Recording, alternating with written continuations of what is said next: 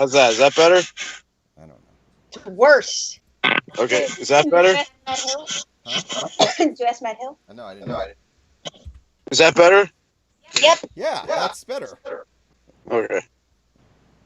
Dude, wouldn't it be funny if, like to us, he kind of looks like he's maybe in a car, but imagine if, like, it's really, like, in a makeshift studio and he has, like, movie lighting just going across one swath of his face, and there's, like, curtains behind him, and he's zipping shit all up. But honestly, like, We're live. it's either too... Stones' face is either too high or too low. Yeah. It's always like, you're looking right at the camera, motherfucker. Put it so that you can see your face. You're killing me. You're killing me. I can see myself fine in my little bubble head. Thankfully. In my little bubble head. Well, I'll tell you, Rob, I'm getting a good shot of that beard growing back in. It's not taking too long, dude. I was about to say, like, didn't you not have a beard, like, yesterday? Yeah, it doesn't take long. That motherfucker grows back fast as shit. It's really crazy. It's really crazy. Yeah, we're here. So I see you're taking the face mask real seriously. Oh man, well I who me? Yeah. Oh yeah. I got my face mask, but I don't I switched to bandanas that are triple bandana now, so I'm like triple and quadruple deep on the cloth, and I wear the one mask when I go anywhere out, but this isn't as thick as it looks. That's what she said. Oh my god.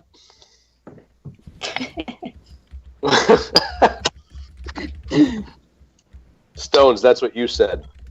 Exactly. He has said that so many times.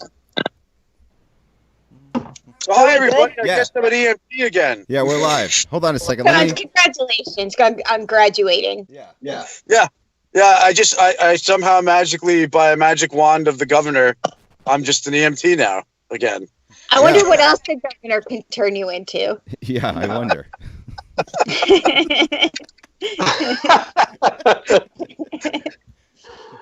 Oh man, he's gonna turn you into a hero is what he's gonna do, Stones. Yeah, I'm a real hero. I think the governor's... I'll tell you, Go ahead. I'll tell you, man. I got kind of choked up. I saw a video yesterday of Fidney EMT that was talking about how De Blasio, when they were giving the raises out to the police and firefighters, that the EMTs were brought up, and that De Blasio was like, "Yeah, you know, their job's important, but you know, they're different, and they really do make, you know, like half as much money, and always have made half as much money as firemen and police officers."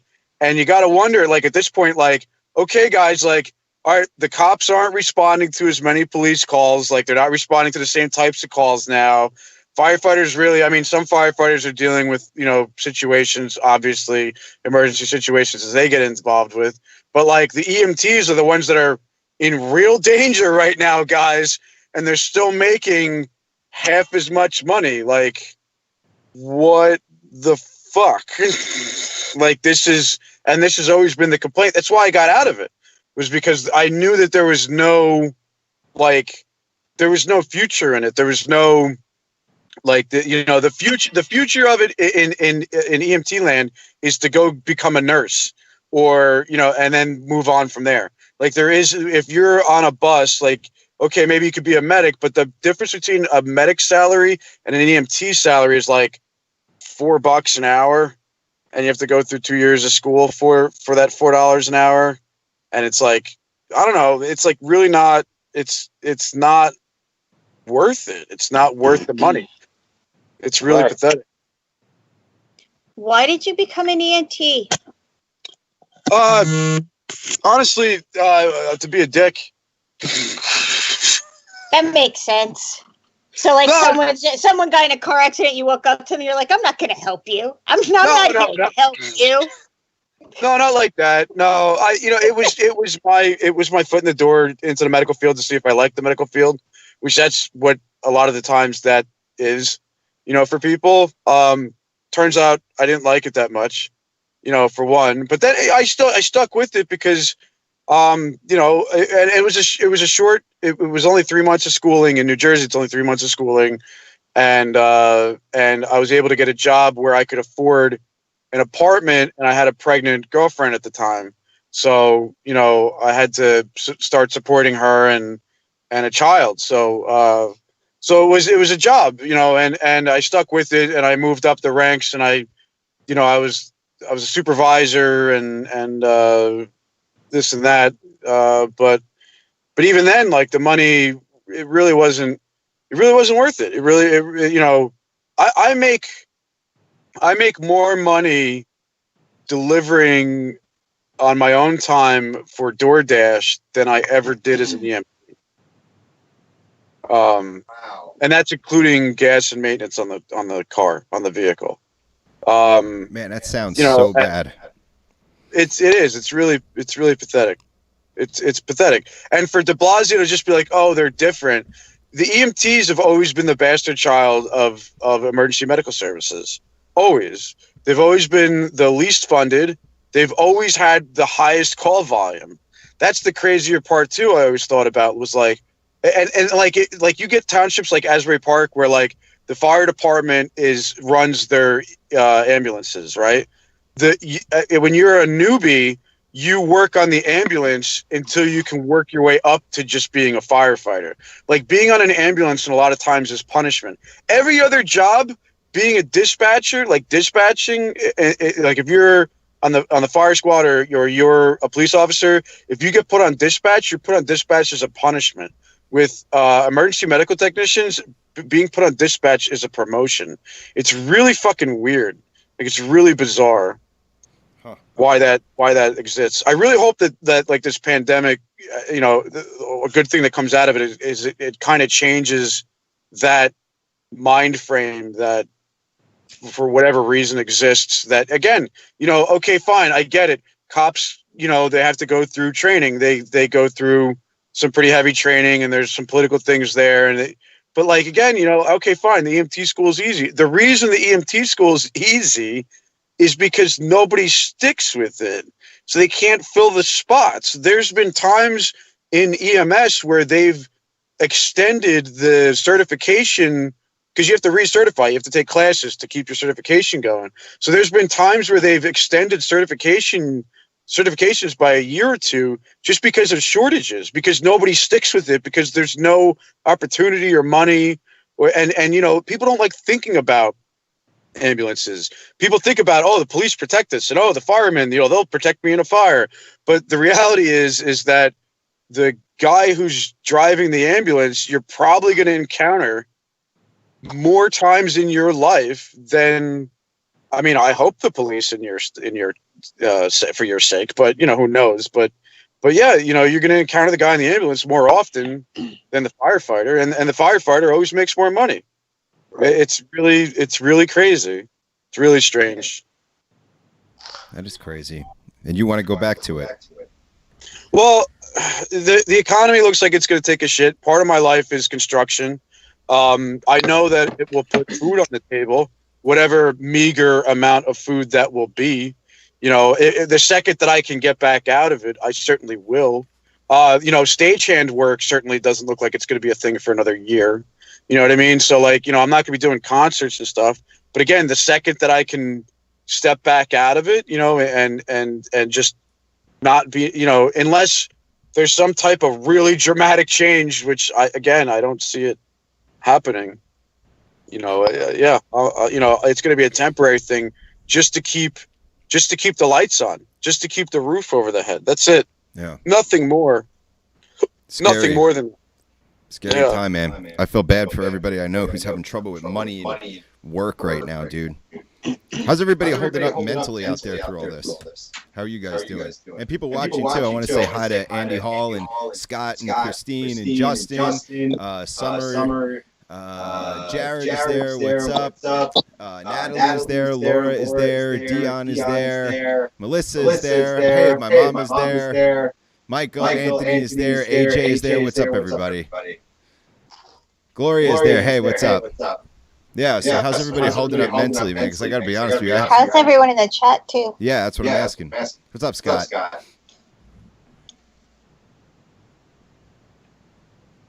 think everything I'm just doing all right goes? mentally myself.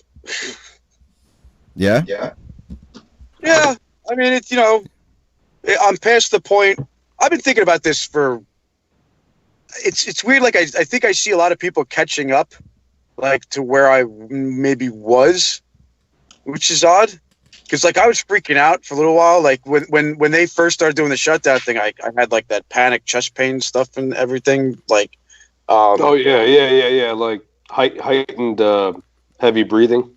but I had been following this for weeks before that. Like I was like, a month before that, I was talking to my youngest son about it. When my girlfriend's freaking out that it's coming here. I was like, yeah, it's definitely coming here. You know what I mean? Like I didn't know it was gonna be this bad, but I'm kind of past the point of the depressive sleeping, and I'm past the point of the panicky chest pain.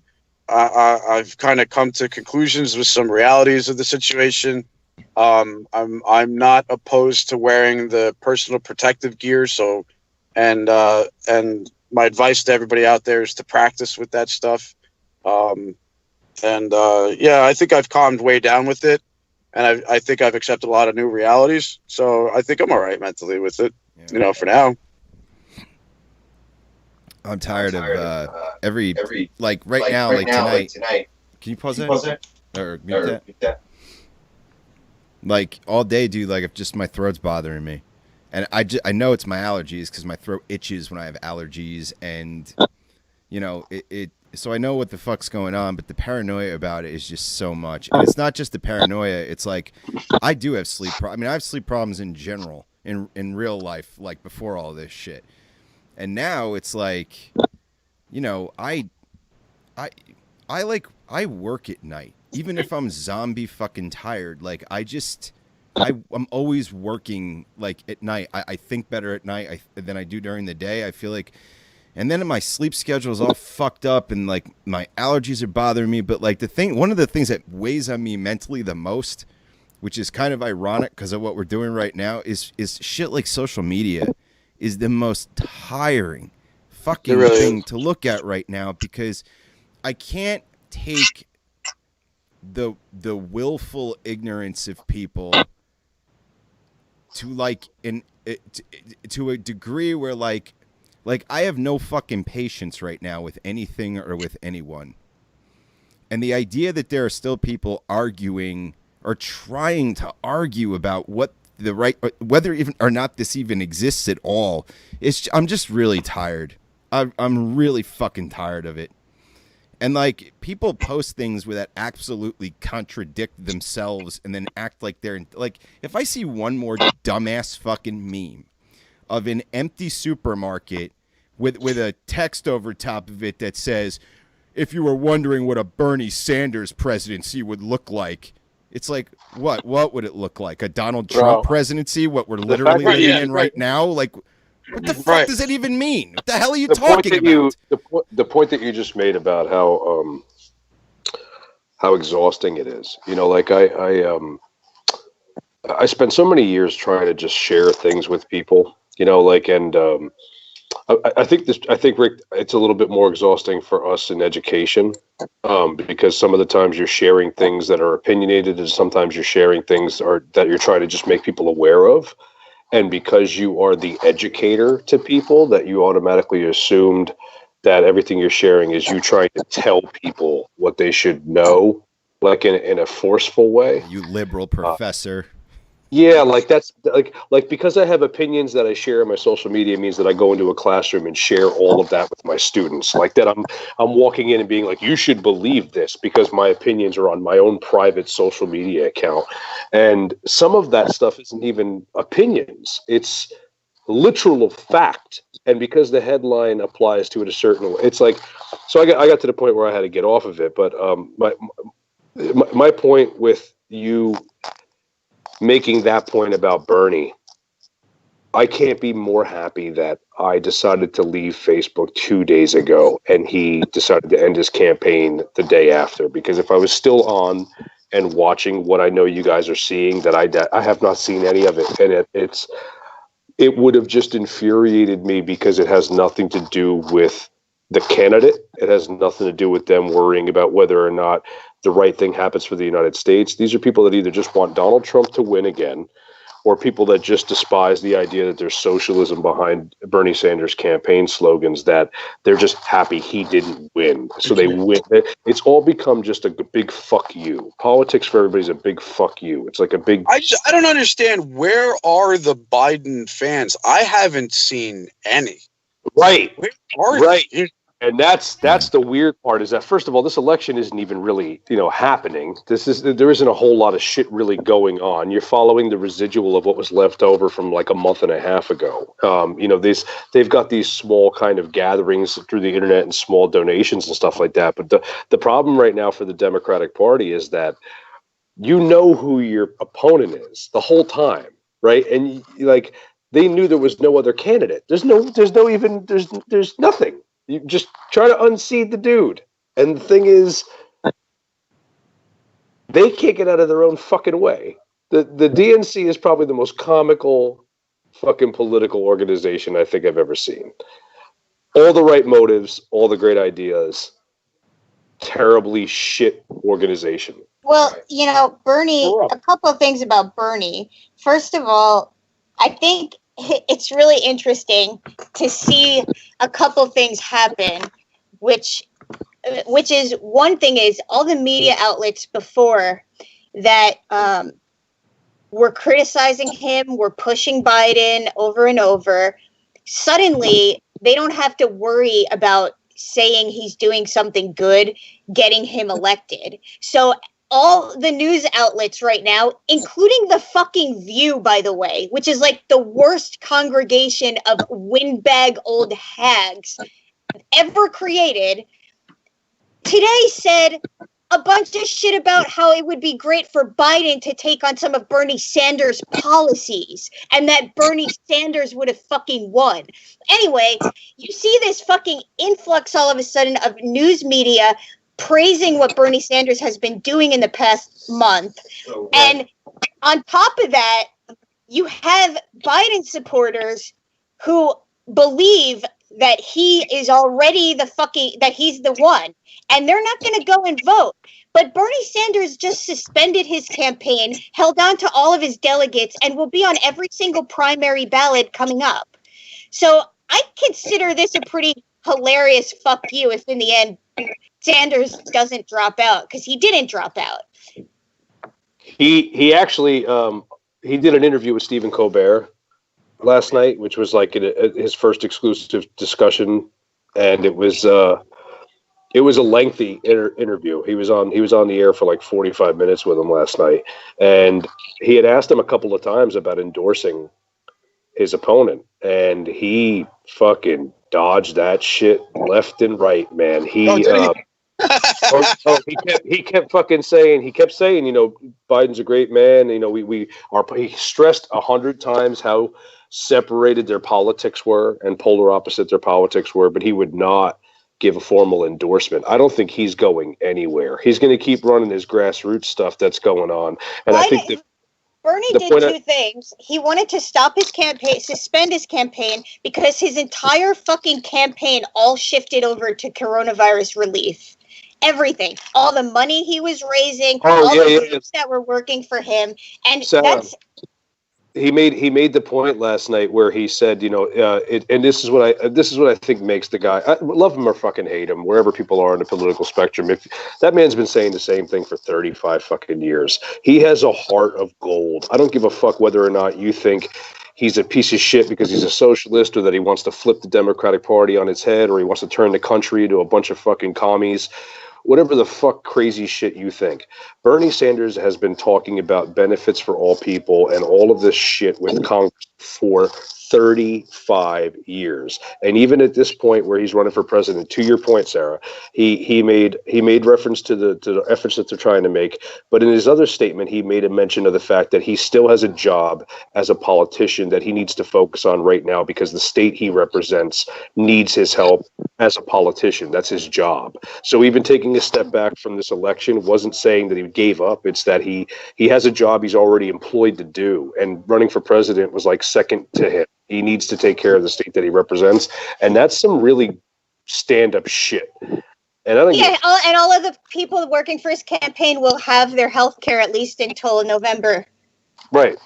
Right. So, like, the way I see it is him suspending his campaign might be what actually causes him to win. Because like listening to the news praise Bernie Sanders for the last 2 days has been ridiculous. Well, the point that I made last night after I watched the interview, I just kind of expressed my opinion on this, and I thought, like, what the fuck is wrong with picking him up as your running mate? Well, fucking Biden has basically insinuated that he wants fucking Kamala Harris. Yeah, well, you can have Kamala Harris. That, you know what that is? That's just constantly the Democratic Party trying to get a woman elected into some larger position so that they can wave their flag as if they represent equality. And but let's remember, he's a fucking rapist, guys. So doesn't matter who the fuck your running mate is. You're still a rapist. I don't know why that needs to be said so often. It should be the first thing people think about. They don't. I see a lot of people who vote liberally who really have made some pretty amazing declarations about their support for the Me Too movement. And I feel like if you're doing that and then you go vote for Joe Biden after what just happened last week, I feel like you're kind of full of shit a little bit. I feel like a lot of people are full of shit. I think Warren is the biggest full of shit motherfucker. She fucking stands on his stage and immediately, as second her mouth opens, attacks Bloomberg for all of these fucking allegations he has against him over the years with women and the shit that he has said to women and done to women and made it seem like this fucking, I speak for the women. But when fucking she drops out, she couldn't have fucking diverted the bullshit that Bernie Sanders would have gotten had he come forward and been like, dude, like, what's up with this fucking rape shit with Biden? Like, he would have gotten annihilated if he did that. But Warren could easily have been like, I want this to be addressed. Why is Biden, like, why isn't anyone questioning this? And if she had brought it up, then Bernie Sanders would have had an opening to bring it up. She should have fucking endorsed him. Like, she's just a fucking piece of trash as far as I'm concerned, dude. She's another corporate piece of fucking trash. Like, yeah, she's done good in the past, but, like, she fucking epically ended any support most people had for her. If you're gonna endorse a fucking rapist after calling out Bloomberg's shit, not just that, but calling out Bernie on stage during a debate too. Like, oh, that's laughable to fucking say, oh, Bernie told me a woman couldn't win when we were in closed door meeting, but she's not gonna fucking mention the other. Like, are you kidding? She just fucking went and buried her fucking head in the sand the way that fucking Joe Biden did the second this virus hit. Sorry, and I know she has a lot of supporters, but, like, that's a huge red flag. That for her to call out something that Sanders allegedly said, which his track record doesn't match up with fucking at all from start to finish. And then not saying a fucking, first off, not endorsing Sanders and calling herself a progressive, I think is ridiculous. And then not calling out Biden, whose allegations are fucking worse than Bloomberg. I mean, if you know, they're all bad, but, like, if we're talking about a sliding scale, that account, that woman who went on YouTube and made that account of what happened was a graphic, hard to listen to, calculated fucking situation, dude. And yeah, I just feel like that's a red flag for Warren for me, man. Yeah, and the story was corroborated by people that remember her talking about it at the time, and, like, how they were like, oh, you should probably just, move on. I mean, and, like, giving her advice like that, like, welcome to the 90s, Stones. It was a different era back then too with that shit. Like, just back then they just said walk it off. But then again, a party telling how many fucking thousands upon thousands upon thousands of women to vote for Biden and get over it is the same type of shit. Right. It is always that we're used when it's fucking convenient, and when it's not convenient, then you hide it. That's not really giving a shit. And let me just say, the different era thing, that's not an excuse. That's not an excusable... It's still fucked. No, if anything, it adds to how fucked up this is. My point is that it's not a different era. It's the same fucking era. I find it kind of funny that the same party that lambasted Donald Trump for being elected with all of these women critiquing the Me Too movement and all these women that were okay with this misogynistic kind of prick bastard being elected president, are now doing exactly the same thing they critiqued to nominate the guy that is just a simplistic kind of old man, but the same version of Donald Trump. In that regard, and that's coming from somebody who was a huge Biden fan in 2015, going into 2016. I think ultimately, if I could just take 2 seconds, I think this is my opinion is that if the Democrats really wanted to stay in power, right, and this is what I find interesting about how you have so many people working on campaigns and so many people representing one party. If the Democrats wanted to stay in power when Barack Obama was in the second to last year of his term, all you needed to do was prop up his successor in the vice president. All you had to do was take somebody that was running things the way that he did with Barack Obama and used it as a foothill. They didn't do that. They wanted to elect their first woman president, who was loathed by a large percent of people and really had no shot, because that person should have taken their shot during the Obama administration and couldn't do it. So had they put in this movement to get Biden in there, even if Biden didn't do what they wanted to, it still would have been a transition or an evolution into possibly having Bernie Sanders run in this election and to pass the torch. I think they're all behind the 8 ball here. I think they're all losing because they're years behind. They never took the shot when they should have taken the shot. And now you've got Biden, who's the sole electorate campaign guy, and he's 4 years late to the party. And I think that Hillary was 4 years late to the party. And the party itself is so transfixed on this representing human rights thing, like playing this huge liberal card. But just representing it, not actually doing anything about it. Not doing it. No. They want to champion. They wanted to champion the first black president. And that was great. But I think the people that elected Barack in his first election, right? They lucked out on the fact that they could promote a black president, right? That pulled African American votes out of places that no one would have voted before, right? And they pandered to that shit. They pandered it. They didn't give a fuck about Barack Obama's policies in Chicago. They didn't give a fuck about his crowdsourcing and all of the stuff that he did. They cared about his color. Right. They're just as wrong. For all the people that hated Barack Obama being the president because he was black, they're just as wrong for exploiting the color of that president. Right. And that's exactly what they did with Hillary Clinton. That's what my point is.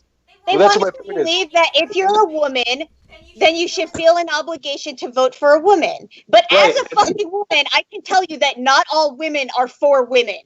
And I would not fucking trust Hillary Clinton to go to a fucking doctor with me. That's the very essence of my point. And it was to your point about how women are exploited in politics.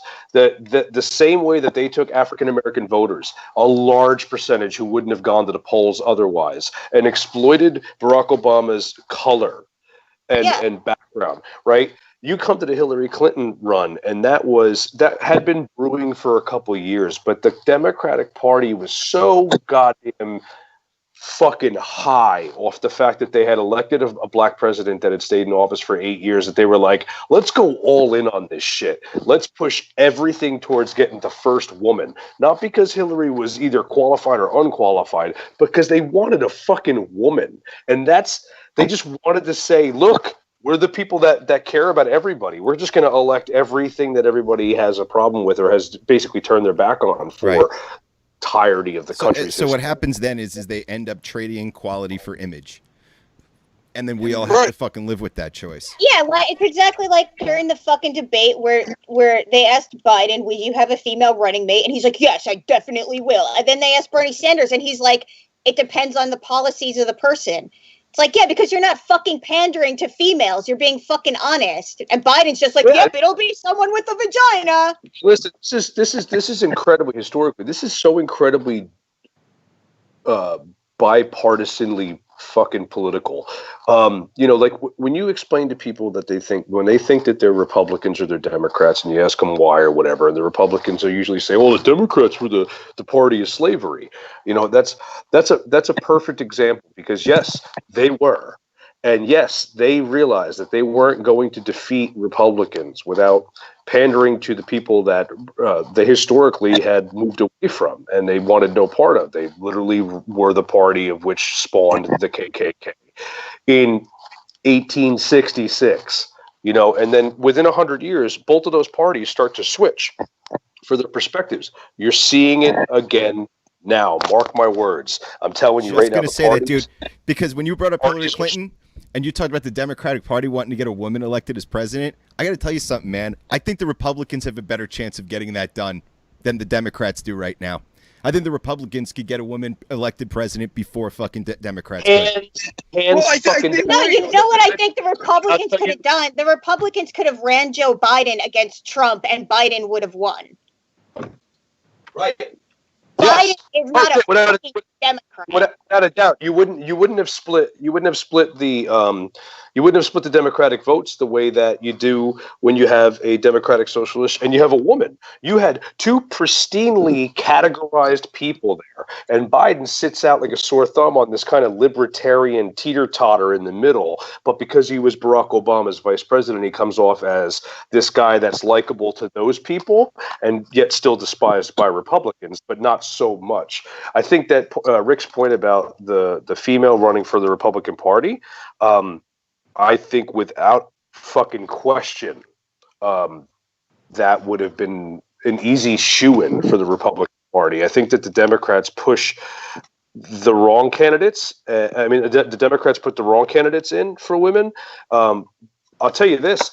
I think if Colin Powell had run for president at one point in time, you wouldn't have seen such a drastic switch in the parties. And I think that right now you're seeing historically a couple of things that match up with 50 years ago, 80 years ago, 100 years ago. And we already know what's going to happen. Like you're looking at a significant economic decline. Not to strike fear in people's hearts, but we're looking at a depression. And we were already on the brink of a recession. Economically, we're going to have some sort of collapse. And it's not going to be, hopefully, to the extremity of what's going on in 1929. A lot less people are owning stocks, but the businesses are definitely going to have a big hit. The restaurant businesses, the restaurant industry is going to take a massive shit. As far as the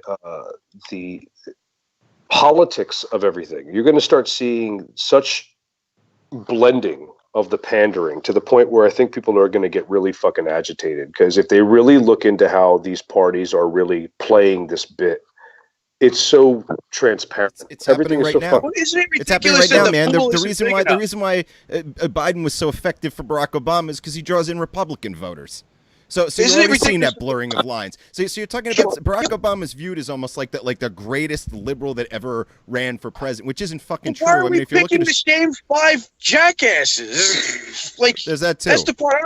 If you want to put a woman in there, great, put a fucking woman in there. But how is it possible that the only woman that you can fucking put in there is a giant piece of shit? Like, I think that's exactly the problem.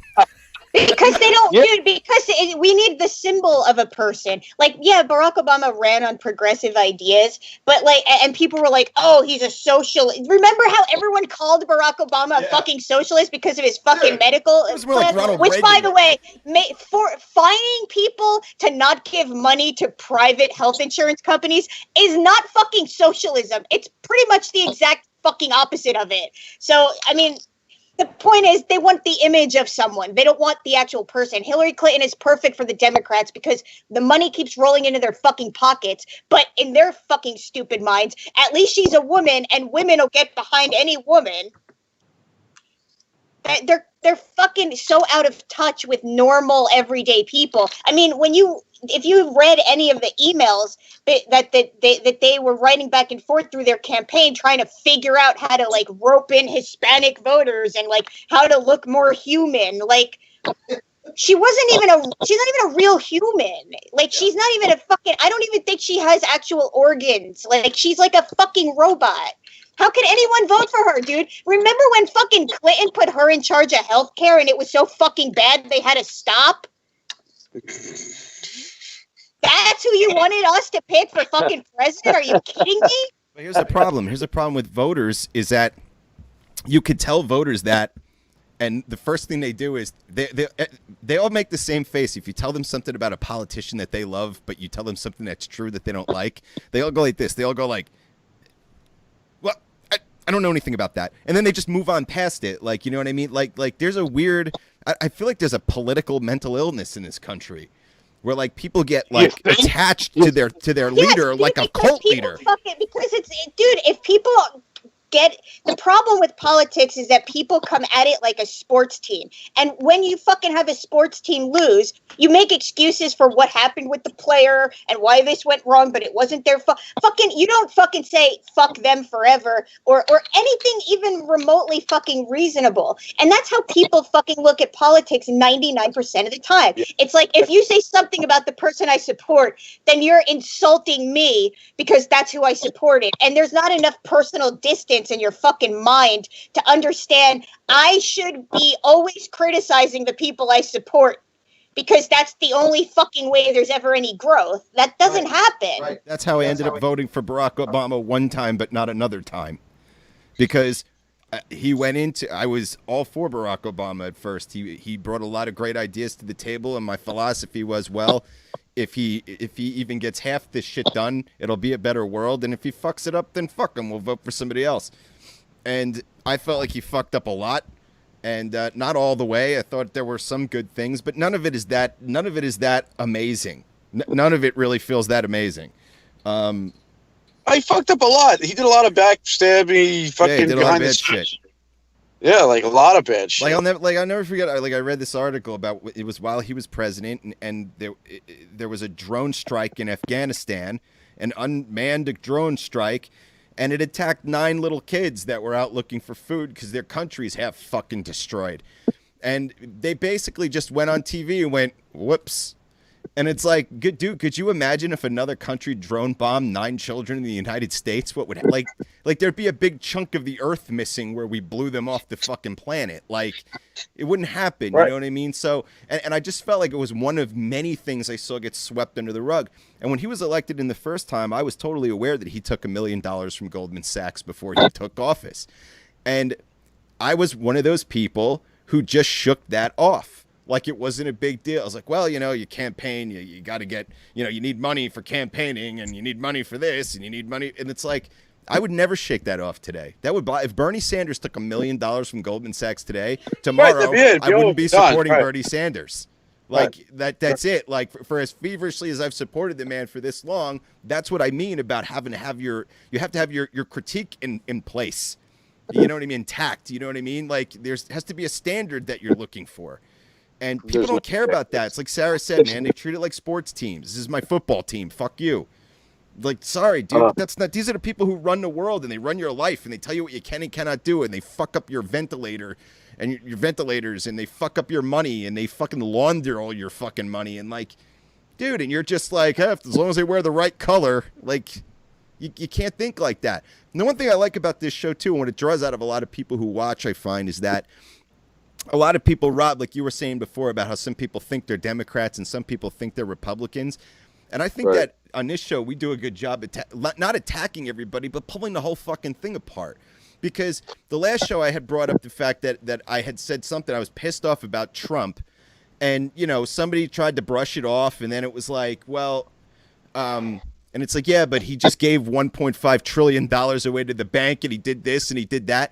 And it was just like, and all they had to come at me with was, well, you know what? Fuck the Democrats and Barack Obama and Hillary Clinton. And I'm like, and it's like, dude, that doesn't work on me. Like, you can't gaslight me with Hillary Clinton. I'm not a Hillary Clinton supporter. I'm not a fucking Democrat. And I'm not a fucking Republican by damn sight. But like, yeah, but your $1.5 trillion could have wiped out student debt and how much fucking money could have went towards, healthcare for everybody. Right. But, it's cool, just you gotta pay the cruise ship industry, even though they don't fly any of their flags out of the U.S. and all their taxes don't come here. They don't pay anything here because they don't have any assets here. Right. We got to prop them up in the U.S. Yeah, and like they also have this complex spider web of how they take your money. A lot of these people. I mean, like there are companies that are buying these N95 masks by the millions or hundreds of thousands or whatever, some astronomical amount. And they're American CEOs who have companies overseas who are buying the masks here with their companies overseas and then selling them back to the United States at a huge profit. And like, what the fuck is going on here, man? Like, and those people are the people who collect money to give to lobbyists to go fucking buy your politicians. So you know what's happening? Shit that's happened forever, and now it's public knowledge. That's the fucking problem. Right. Only half the public acknowledges it. So then you end up in a fight with people who want to argue about, well, my candidate's the better candidate, but they don't really have anything to argue about. And then you throw facts at them about shit, and then they get all fucking weird about it, and they don't want to listen to it. And I don't know if I said this on the last show or not, but like, I said somewhere that, like, when I used to watch, like for example, like V for Vendetta does this thing at the end where they show you that, like, if the public just saw the truth, they'd band together and there'd be change. And it's like, I'm fucking sorry. What reality has shown me now is, I used to think that it's some ideal version of the world, but like, you can show people, mass groups of people, the truth, the facts, and the reality, and they'll get mad at you for it. Right. So well, you're talking about the difference between ideologies overrunning facts. You know, and the wave of facts eventually conquer the ideology, but that takes a fucking while, apparently. Yeah, dude. What Hatim said to us when he was over is like so completely true about all of it. And he said his dad used to tell him, "Be careful when you pull someone's foundation out from under them, that there's something else there," because people will rather deny reality than have that foundation. If they are a die-hard Democrat and that's their fucking identity, good, like, you can't point out the flaws unless there's something there to make it feel okay. And for most people, it just fucking doesn't. It's ridiculous. You can't have your identity swept up in other people's, in politicians. You have to have your identity based on your own morals and then hold them to that fucking fire to make them fucking do better. Like, they're supposed to be our representatives, but they just represent companies. I was thinking about it. You know, the government is like the worst child that you could have, because if it wasn't for you, the government wouldn't exist. But the government tells you what to do all the time. It's like the most terrible, and you keep paying it. You keep paying for that child that's telling you how to live and what to do. It's the worst relationship ever. I want to take a look at the chat because there's lots of people in there. There's a lot going on. Hold on. And I also have more than one chat going. Hold up. Let me go back a little bit here and say hi to some people, too. What happened to Sarah? She left. Huh? Sarah left. Oh, she's coming back. Hold on. Let's see here. Oh, my God. This really blew up. Hold up. Ah, boy. I asked everybody was doing earlier. Justin Lynch said it's been rough dealing with the public every day. Some people are still completely disregarding basic safety protocols. And yeah, I'd said earlier that we have this sort of... Huh? He works at CVS? Oh, man. Jesus, dude. People just show up with no mask, no gloves. It's like another day. Dude, I went outside of my building the other day to take out the garbage, and the amount of fucking assholes just walking around like it's Animal Crossing out there was fucking ridiculous, dude. Oh, can I say something about the gloves? I've seen so much shit where people are like, "Oh, don't wear gloves." That's like, you know, the one thing I saw was that's like wearing one condom all the time and having sex with everybody. And I'm like, well, if you wore one condom and they wore one condom, and then everybody had sex with everybody else, there'd be condoms in the middle. It wouldn't be like, it wouldn't matter. You could wear one condom and then it'd be fine. Well, Stones, that sounds like a mathematically unsound analogy, but if I wrapped myself in plastic wrap and you wrapped yourself in plastic wrap, right? Because Stones, because if you're you know Putin in the butt, you're going to be, you still have the same condom going in and out of different asses. Like it's not safety. I don't know what you're saying, dude. Like, what are you saying? Like, if everybody wears, you say Putin in the butt. Putin in the butt. Putin in the butt. You know, if you're getting in there and you really poop it. All right. All right, what I'm saying is, all right, you're in an orgy, right? You have this big orgy happening. Sure. And Naturally. there's a bunch of dudes with condoms, and there's a bunch of chicks that have the other, like the chick condoms. Oh, those are terrible. And you as a dude stuck your condom-covered dick in a bunch of condom-covered pussy holes. Uh-huh. And then a bunch of other dudes did that with a bunch of different pussy holes. Stones. It wouldn't matter. You're all still protected. And at what point do you change the condom? How much jizz fills up in there before you finally take it off? You can't wear the same one forever. It'd be like blowing up a water balloon. What is happening right now? What did you just... All right, hold on. Here we go. My God. Whole families. Hold on. I don't want to miss the. Brandy's in the chat. What's up, Brandy Lynn?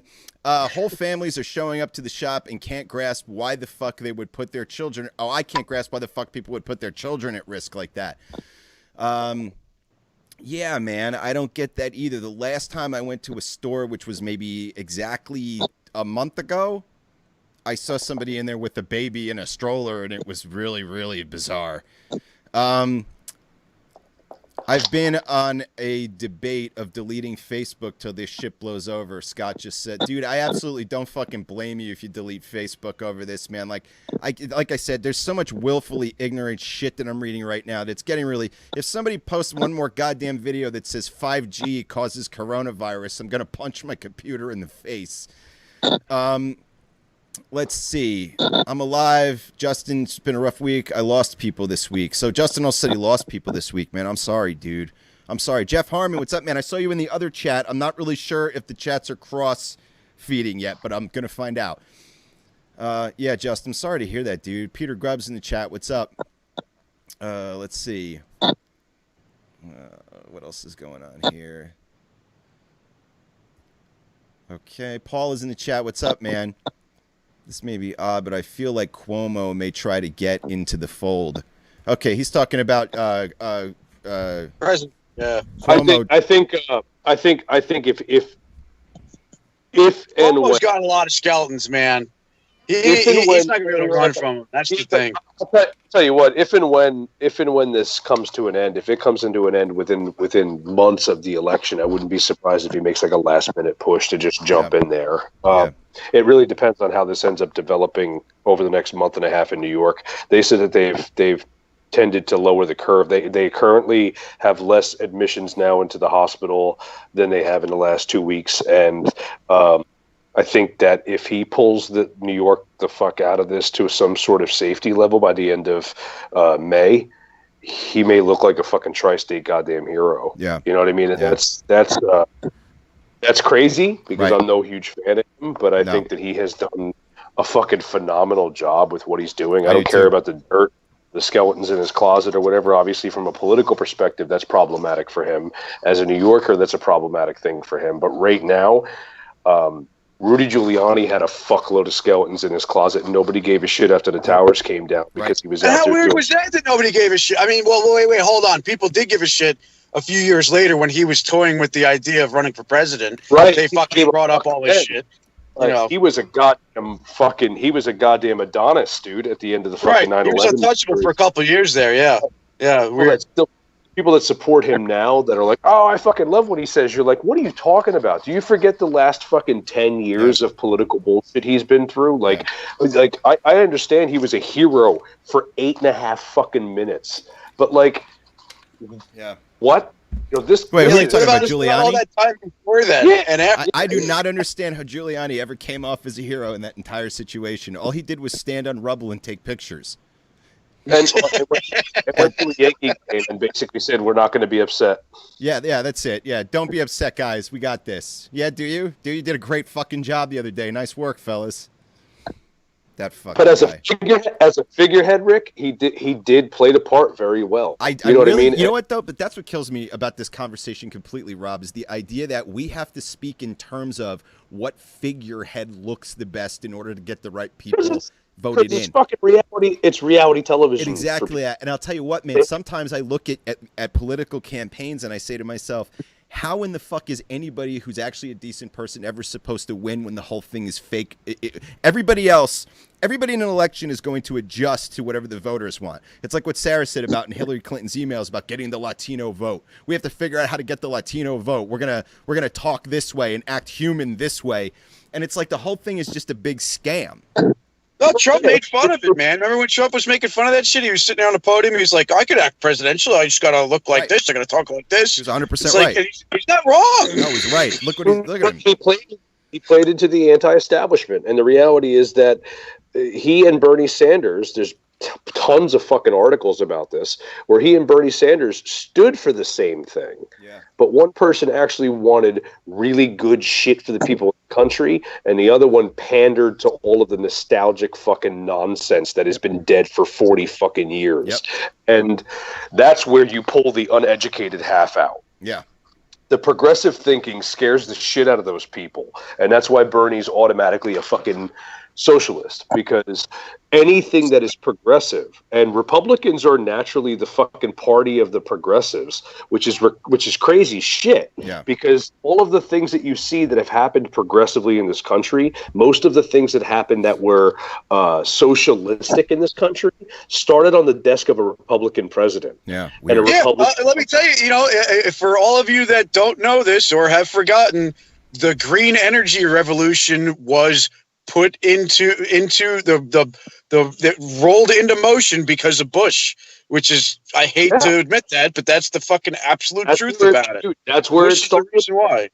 The whole entire fucking healthcare plan that Barack Obama supposedly created started with the Republican Party, dude. This was not that whole movement towards universal healthcare, or at least something close to what he was trying to work with the Affordable Care Act.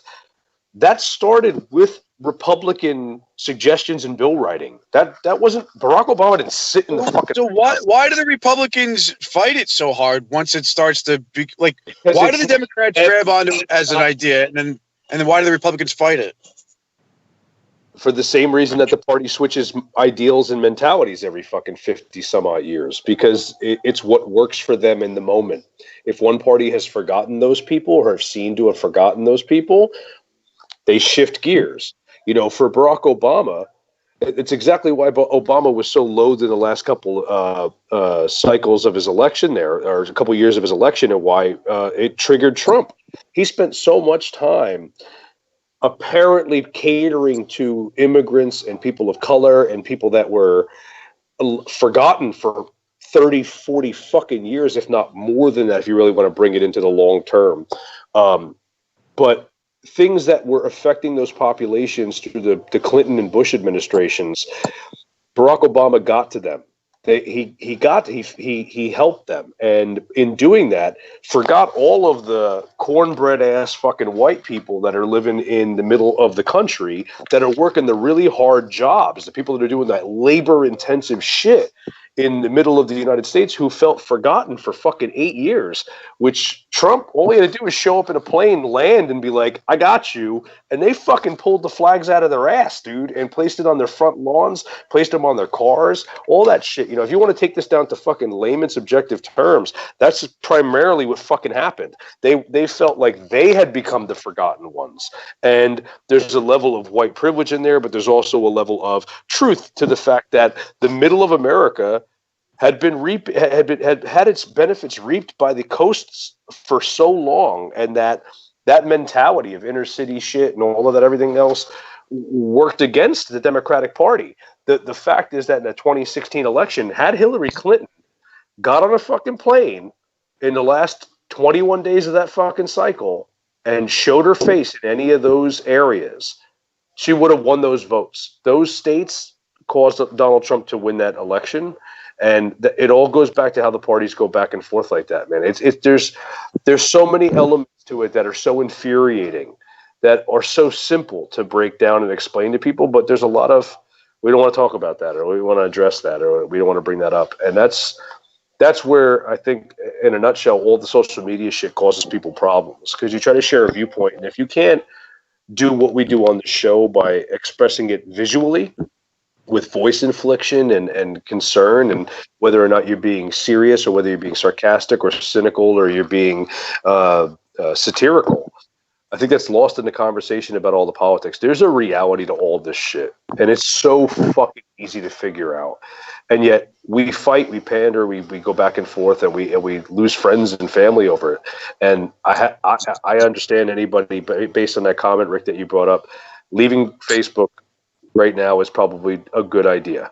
Leaving social media is probably a good idea because, as everyone here so far has said and made a point about, people are losing. I'm losing friends. I'm losing people that I like, and I'd rather them just shut the fuck up, and I'll shut the fuck up, or at least avoid the conversation because I don't want to get to that point. I'd rather like you for not knowing what the fuck is really going on in your head than to know you and despise you, even though I know you're a good person.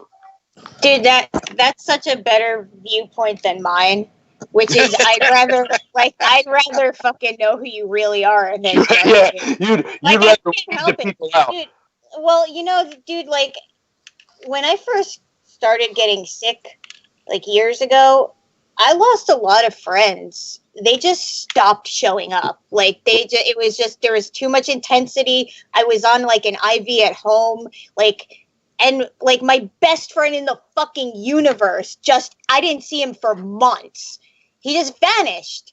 And, like, family members that I didn't see and stuff. And, like, over the years, I realized, like, dude, like, having chronic illnesses teaches you who the people you know really are. And I'm watching every fucking person around me go through a really similar experience with this pandemic. And I feel like I'm going through shit that I've already gone through before.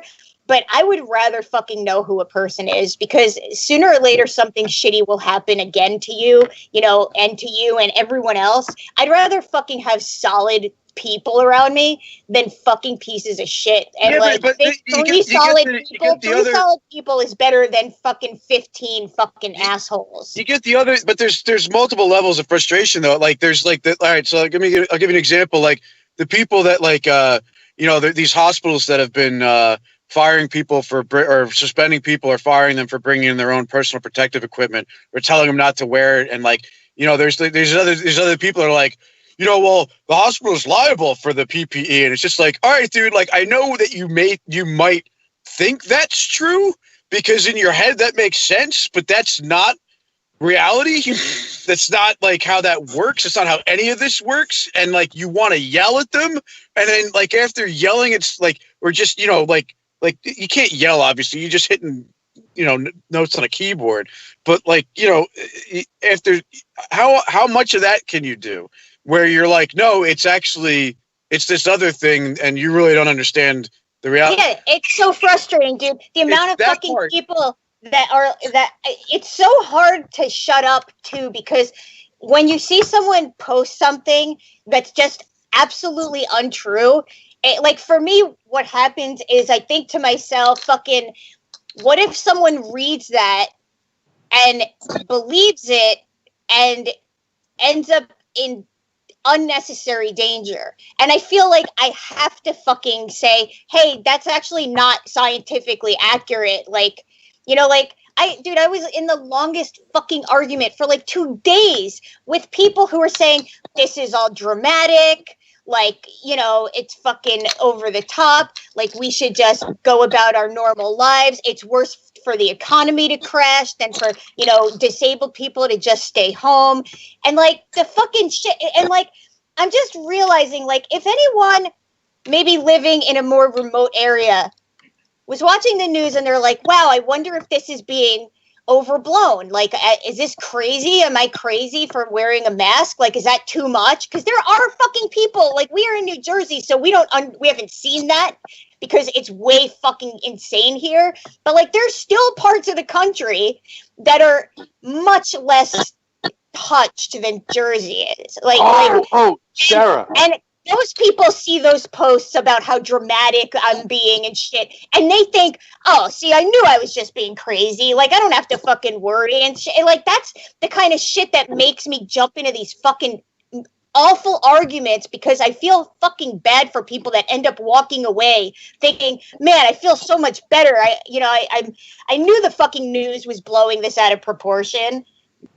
You know what's funny about what you just said and what I was just talking about in terms of the middle of America, or at least the Midwestern is that they obviously they were going to take some time for this to reach them, and essentially it was going to. They knew eventually it was going to, but I think they ignored it just as much, if not more. One, because of the evangelical populations that are in those areas. Two, because the thought of just being just disregarding the coastal regions as very urbanized centers and whatnot. Their hospitals look like our urgent cares, by the way. Just in case you didn't know that. Their hospitals are like stones in a house with two bedrooms, and like he's like, "Come on in, I'll treat you with Coca-Cola real quick," and Doc Hollywood shit. But I think he put leeches on your feet. Right. Statistically and numerically, though, it's starting to impact them greatly. I was just reading an article that was put out on how the unemployment claims, both because the industry is shutting down, but why coronavirus is also hitting the Midwest. Their jobless claim and their unemployment claims skyrocketed. We had a 6.6 million request form increase over the last couple days. And we have now hit 17 million people in the country claiming unemployment, and it's affecting places. There's an article out there, a finance article by Zach Guzman, that shows the statistics between March 14th and 2 days ago, and places like Kentucky and Tennessee. I'm looking at it right now. Georgia filed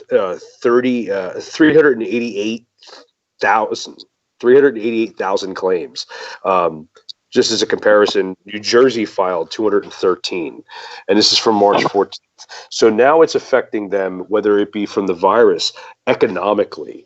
And I'm curious how that's going to affect a lot of the things people were talking about, whether it be universal health care or their stimulus check, but the proactive applications for unemployment. And then there's another article that was put out by the Agence France Presse. It was put in by the Telegraph. The Telegraph issued it, and it's talking about the economic crisis that could be affected by all of this in terms of the world since the Great Depression.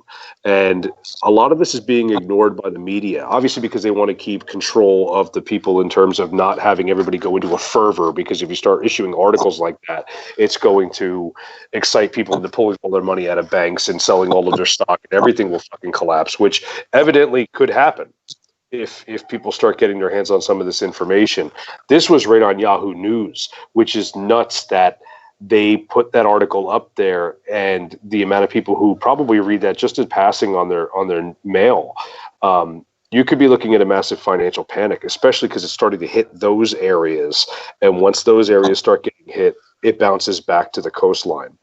So my only rebuttal to this whole commentary here, Rob, is that every other pandemic in history economically is very quickly forgotten once it's under control, like within a year, like it's over. Well, like I mean, yeah, but my counter argument to that would be, like, if you're looking from the United States perspective, the reason that two pandemics that affected us in the country, just speaking from a United States perspective, the reason that both of those pandemics didn't really affect us in the way that we would look at it now,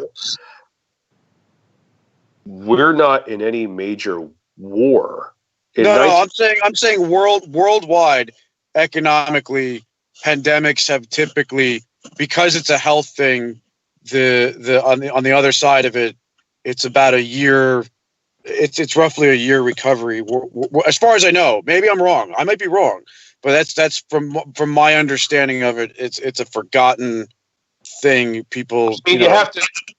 I would agree with that. Certainly in terms of modern times, maybe depending on the country that you're talking about. If we want to talk about historically, just in general, I mean, the plague was a fucking pandemic, and it wiped out the economy of Europe for 1,000 fucking years. If we want to look at how some of those independent countries basically dealt with it, colonization. If we want to look at it in terms of modern American history, the smallpox epidemic hit us, but we were in the middle of the American Revolution. So the numbers are covered up by the fact that people died during the revolution, and afterwards inoculation had become a byproduct of that. In the United States during the 1918 pandemic, we were involved in World War I. We bounced back in the 1920s financially because of our exponential growth in terms of loaning money out to Germany and having it resent through France and England.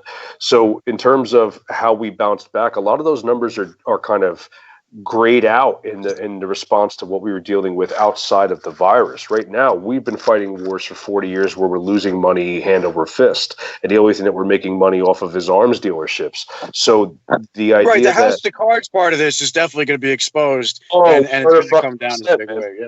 100 fucking percent. In fact, I hate to throw another article at you, but the Smithsonian Magazine put out an article that I was just looking at that I want to share with my class, is that how epidemics forced Americans to promote health that ended up improving life in the country so that we didn't have to deal with those things. And those are the things that kind of came directly from that.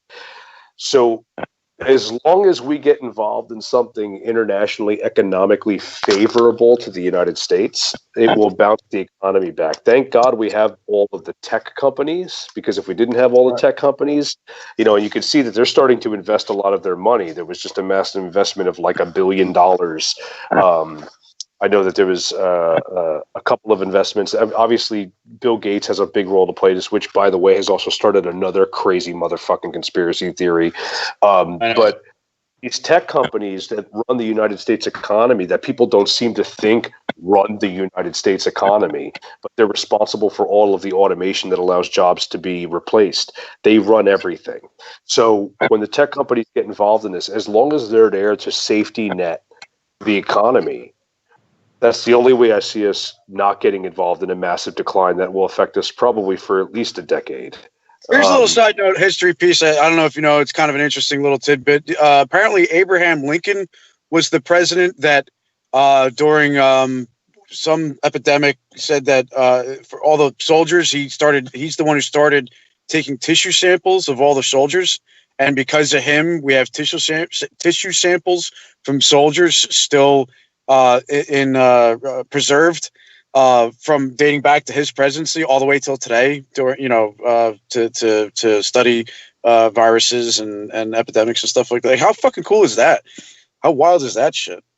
Yeah, it's during the Civil War, that's when a lot of the medical world in America changed. That's the prosthetics movements that came from that, the use of multiple sterilizers and so on and so forth. I mean, the medical field changed dramatically. I wouldn't be surprised if that's, in terms of the tissue aspect of it, that's obviously the next step in terms of medical progression when you're looking at it at a time. Right. Well, I mean, he didn't have a reason to back then. From what I understand of it, there wasn't really a reason to save tissue samples. They didn't have the technology to really be able to put two and two together on what the information that the tissue samples would have had in them. But he knew that there was something there enough to say, all right, it's worth it to catalog these and preserve them, and maybe later on down the road there might be some technology that yeah, but imagine if this is the really sterilized version of history, but the truth is he was just this creeper that saved dudes' toenails and shit.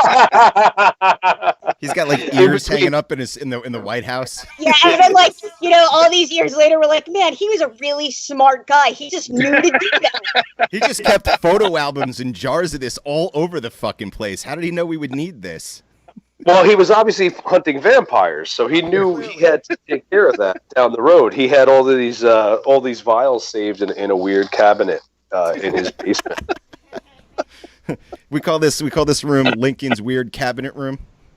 Yeah, Lincoln was also privately a slave owner who had large capital interests in southern plantations. That'll be the next thing people start talking about. That's where all his money came from. Oof. Shit. Imagine that. That'd be some crazy revisionist crazy shit.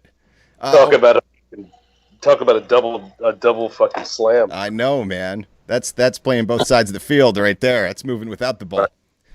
I'm gonna take a look at the. I'm gonna look at the chat. I want to say what's up to Erica. Blaze is in the chat. Madison's in the chat. Christina had said politically phony. I think that's when we were talking about Biden. Ari Berry's in the chat. What's up? Racial gender hyperbole. Diane King is in the chat. What's up?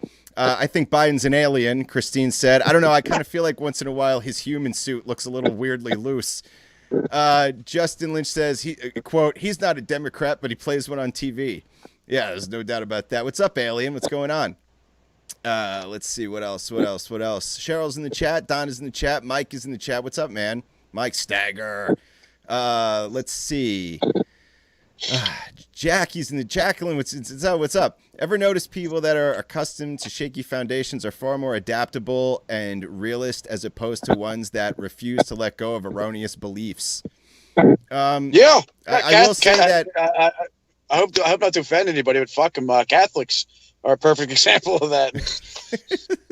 I was gonna say just being part of the generation we're a part of, we're so used to being broke that like it doesn't. Like I saw a fucking meme today that was funny, and it was like, finally millennials are gonna understand what it means to be broke. And underneath the first comment was like, bitch, I'm fucking 39. This is my third recession. Right, exactly. Like, dude, I don't know, man. I kind of feel like we've sort of look, man. I'm not gonna call it a third world country or anything. I'm not delusional, but like, we sort of grew up in the wake of the 80s, right? You know what I'm saying? Like in the 80s, there was this amazing prosperity, and then you came up in the 90s and you kind of watched that prosperity sort of disappear one item at a time. And by the time you hit 2000, it was just like, dude, yeah, I know, dude. It's like every time we watch a fucking 80s movie, it's like, you know, a guy and his wife, and they have 3 kids, and they're allegedly our age, which they always look like they're in their fucking like late 50s, but they're supposed to be like in their 30s somewhere.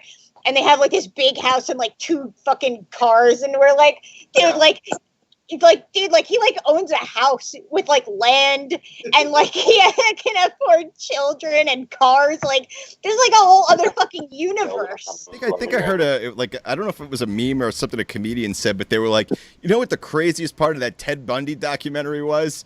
It was this quote right here. Yeah, so I was working at a gas station. I decided to go buy myself a brand new Camaro. Right. Yeah. I said that to my father. You know, my father said to me, he goes, well, you know, there's a lot more tech in cars today. I'm like, what? Fuck that shit. Yeah, tech that costs half a cent to make. Dude, that's a really, really Stonesy answer. Yeah. Now we can understand where you must get it all from. Because, like, I can only imagine you saying something like that.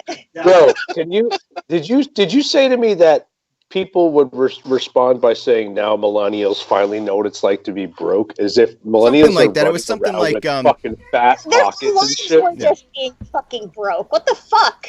Yeah. Yeah, honestly, you know, as far as this whole depression thing is concerned, like I have so many skill sets now that like, okay, fine, a few of them will be stripped from me because you know, things suck, but I have other skill sets that like, it's like, bro, I could build a house. So, I could do all kinds of shit, like, because I had to. I had to for money, or I learned to out of boredom, but whatever the fuck it is, I have all these weird skill sets. Yeah, so whatever. Yeah. I mean, I don't need much.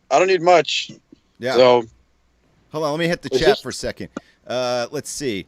GNC, not CVS. That's where Justin says he works.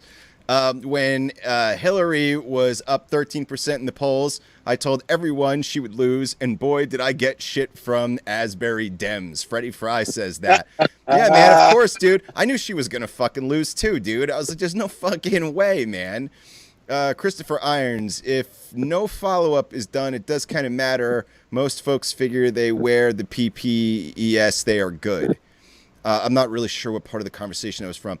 Adrian Merchant wrote, unfortunately, the disparaging remarks about the use of gloves and masks by the general public seems to be a trend with healthcare workers. I personally feel like this is a moment to educate, to be educated on proper usage versus what's happening. At the end of the day, people are scared. Healthcare workers are scared because we are all human.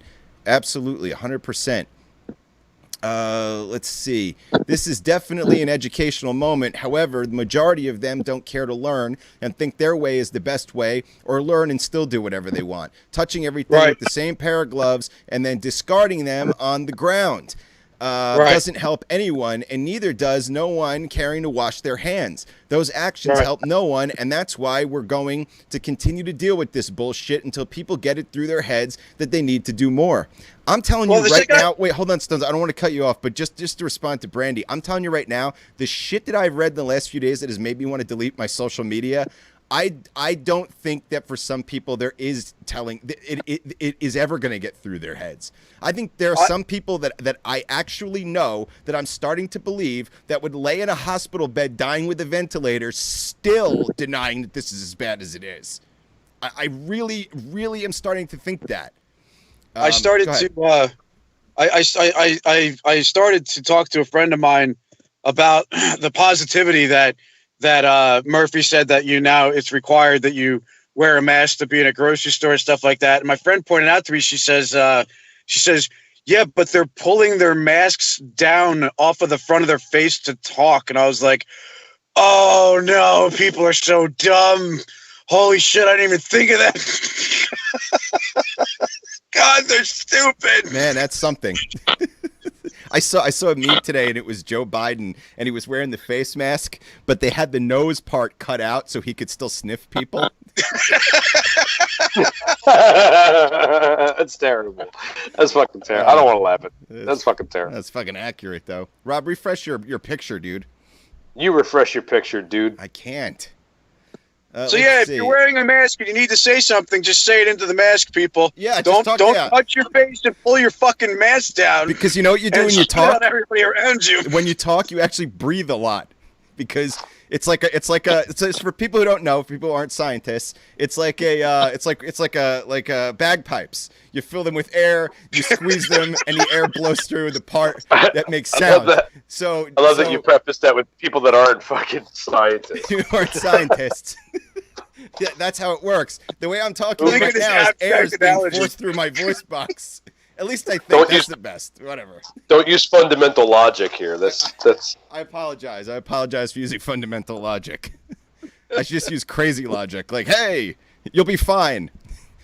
Frankie V's in the chat. What's up? People have a tendency to show their true colors when the cards are on the table. I'd rather know who is true and who is not. Yeah, Sarah, that's what you were talking about earlier. It's about who picks you up when you're down, not kicks you, Sarah. You are right in that. And you know what, man? And I agree with that, dude. But what's really bothering me about some people is the sort of low-key kicking that they're doing. It's like it's like having people in your life who are telling you that they don't give a shit about you actually, but they don't even know they're saying it to you. You know what I mean? Like if you say trust me, dude, I know fucking what you mean. I know you know what I mean. And it's so fucking unbelievably insulting. And I'm like, dude, I'm more exhausted and stressed out about how many times I've had to fucking watch people basically disregard entire fucking huge portions of the population that are either sick, disabled, elderly. And the other thing that I fucking want to point out is that, like, you know, everyone's different. You're mentally, like, you're taking it different ways, you know, but as far as like the people that I know that have lived with long-term chronic illness, like people that have struggled with health-related issues for years and years, I can't think of one person that I know, and I know so many because it's the environment that have fucking been in.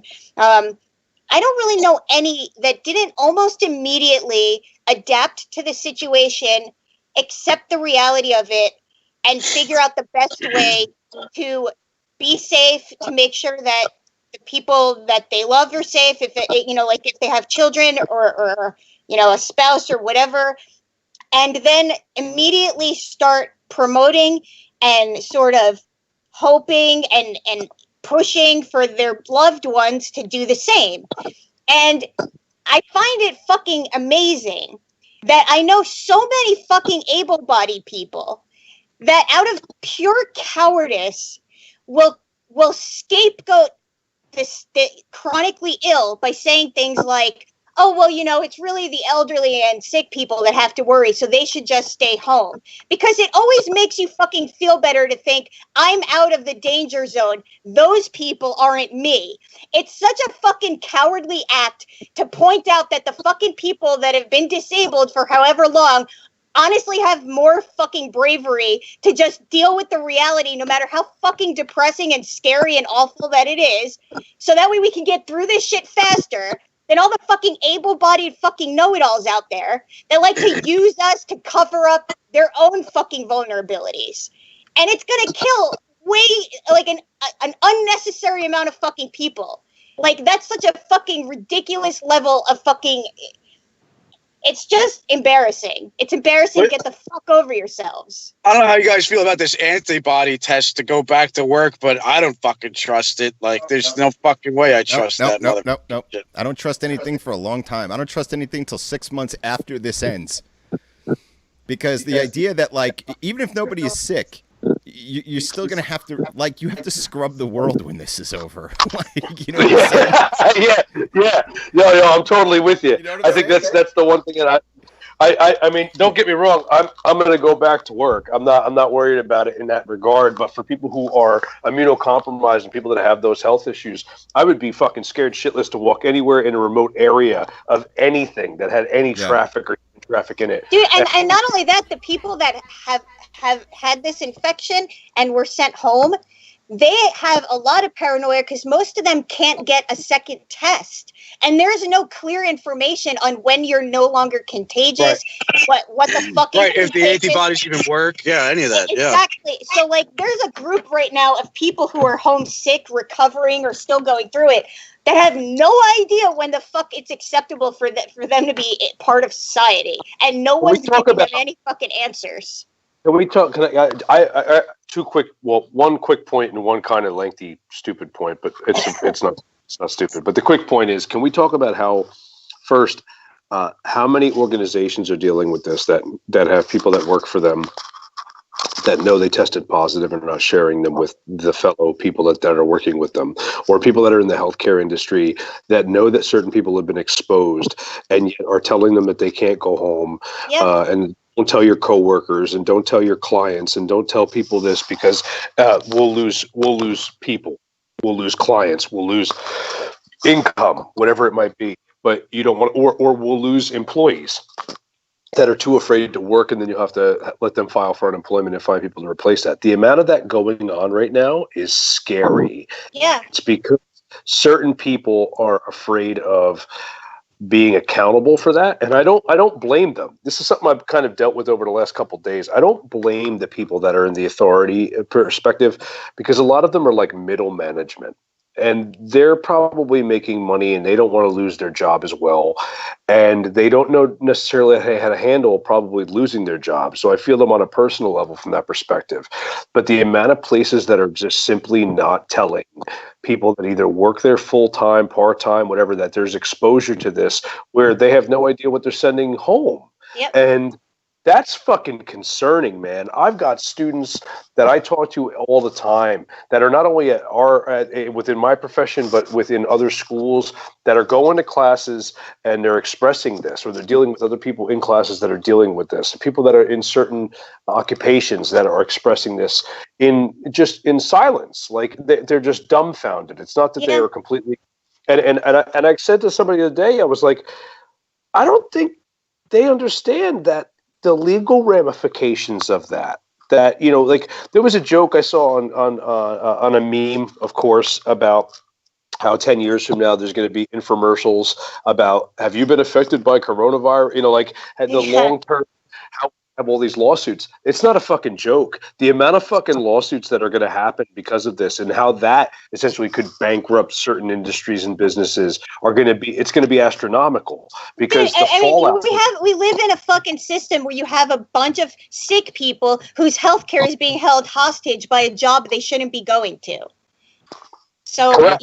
What the fuck? And then you have a guy that's being pushed in like Biden, who flat out said, even if people fucking voted for Medicare for all, I would veto it.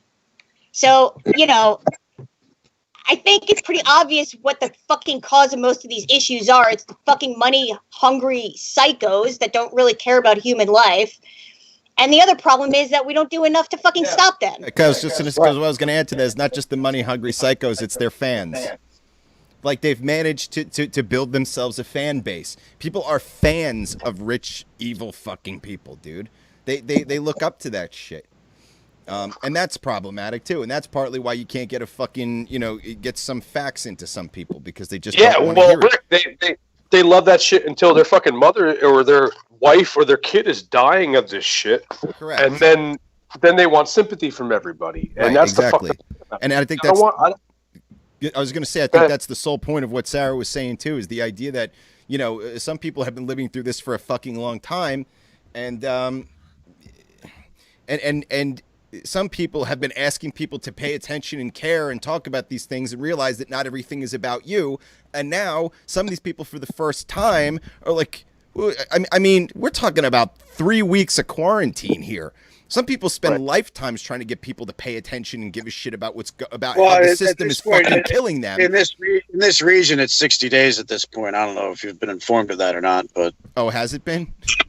Well, yeah, it was 30 days starting March 9th, and then it's been an additional 30 days. Oh, well, what I was saying was that I thought you were saying it's been 60 days past already. Sarah, it didn't sound right. Sarah, that point you made about people, the point that you made about people showing like their true colors and how they view people, the reference to older people being affected by this as if it wouldn't affect regular people who just can't get out, can't get around, or immunodeficient, and the reluctance to understand that there are massive amounts of people like that. I've also seen in social media is similar to that, just in comments that have come directed at me. And that shit goes right. I don't give two flying fucks because I'm going to fucking go back and forth with that person for fun. At the end of the day, it's like, well, you're just really a fucking jerk off. But what I find funny about that is that when people start lowering themselves to come at people in the realm that we're in terms of political argumentation, when it comes either to the virus or anything in terms of political candidates, the things that people will say about a person's profession or their lifestyle or how they live, and this is part of the reason that, because not that I wanted to leave Facebook because I didn't want to hear it, but because I knew if I kept hearing it, I was going to start not turning the other cheek and laying people out with the realities of their own lives. And that's where I think that people don't realize it. The amount of times that I have been called out on my profession as a teacher, as a professor, and regardless of Rick and I being in higher education or not, people just assume that we're like high school teachers or that we're middle school teachers. Has nothing to do with your access to being an academic or anything because no one understands that world unless you're involved in it. But the amount of people that call that shit out and don't realize that they're also calling out people that they're related to. Like when you're saying things in social media where you want to ask questions about, oh, do you know somebody that has the coronavirus? Or I can't believe that these people came in, the dirty looks that people get that are in the healthcare industry that go on their way home to stop at a store because they've been at work for fucking 48 hours. They go into a Wawa with their scrubs on because they have no other fucking choice, or they've changed their clothes. And the people that comment on this shit, where they're in an argument politically on Facebook or on social media with somebody, and they call that respective person out because they don't like their political views, not realizing, dude, you're related to teachers. Your best friends are in the healthcare industry. Your spouse could be doing the same thing. Worse than that, man. I've had people on state assistance talk shit about people on state assistance. Right. Like, what the fuck are you talking about? Like, and the other thing that's really frustrating is there's this image that I feel like a lot of people have in their heads when they hear, someone with a pre-existing condition or someone over 60. I mean, the reason it's not like little old tiny ladies that are all frail are the ones that are vulnerable. It's specifically because once you hit 60, your immune system slows down. And after it slows down, it's a much harder process to fight the virus. So every fucking person 60 or over, no matter how fucking healthy they are, is still vulnerable. And it's like, can we get this picture out of our heads of a chronically ill person not being, deserving of the same life as someone else because they don't have as much to produce in a fucking capitalist society? It's frustrating because you have people on immunosuppressive drugs for fucking arthritis, for fucking psoriasis, dude. Like, they're fucking vulnerable. Obese people are vulnerable. People who are in cancer remission are vulnerable. Someone who fucking donated bone marrow is vulnerable. We're not talking about dying people, so just fuck them. We're talking about enormous groups of people. And it's this mentality of like, well, as long as I'm not in one of those groups, I'm good. How about the people that are giving birth through this? Like the people that have their babies that have to be removed from the hospitals or can't see their children for 6 and 7 days after they're born, to make sure that those, that's, no one's taking that consideration until their fucking friend's wife has to go in for a procedure or something like that. And even then they're ignoring it. Like it doesn't fucking have any weight. Like, you don't get it. The people that don't believe that there are massive amounts of people in the hospital right now with this, there's like the videos that are out there of people literally visiting the places the news are reporting on and showing videos that there aren't lines outside to be tested. I know, dude, I saw that.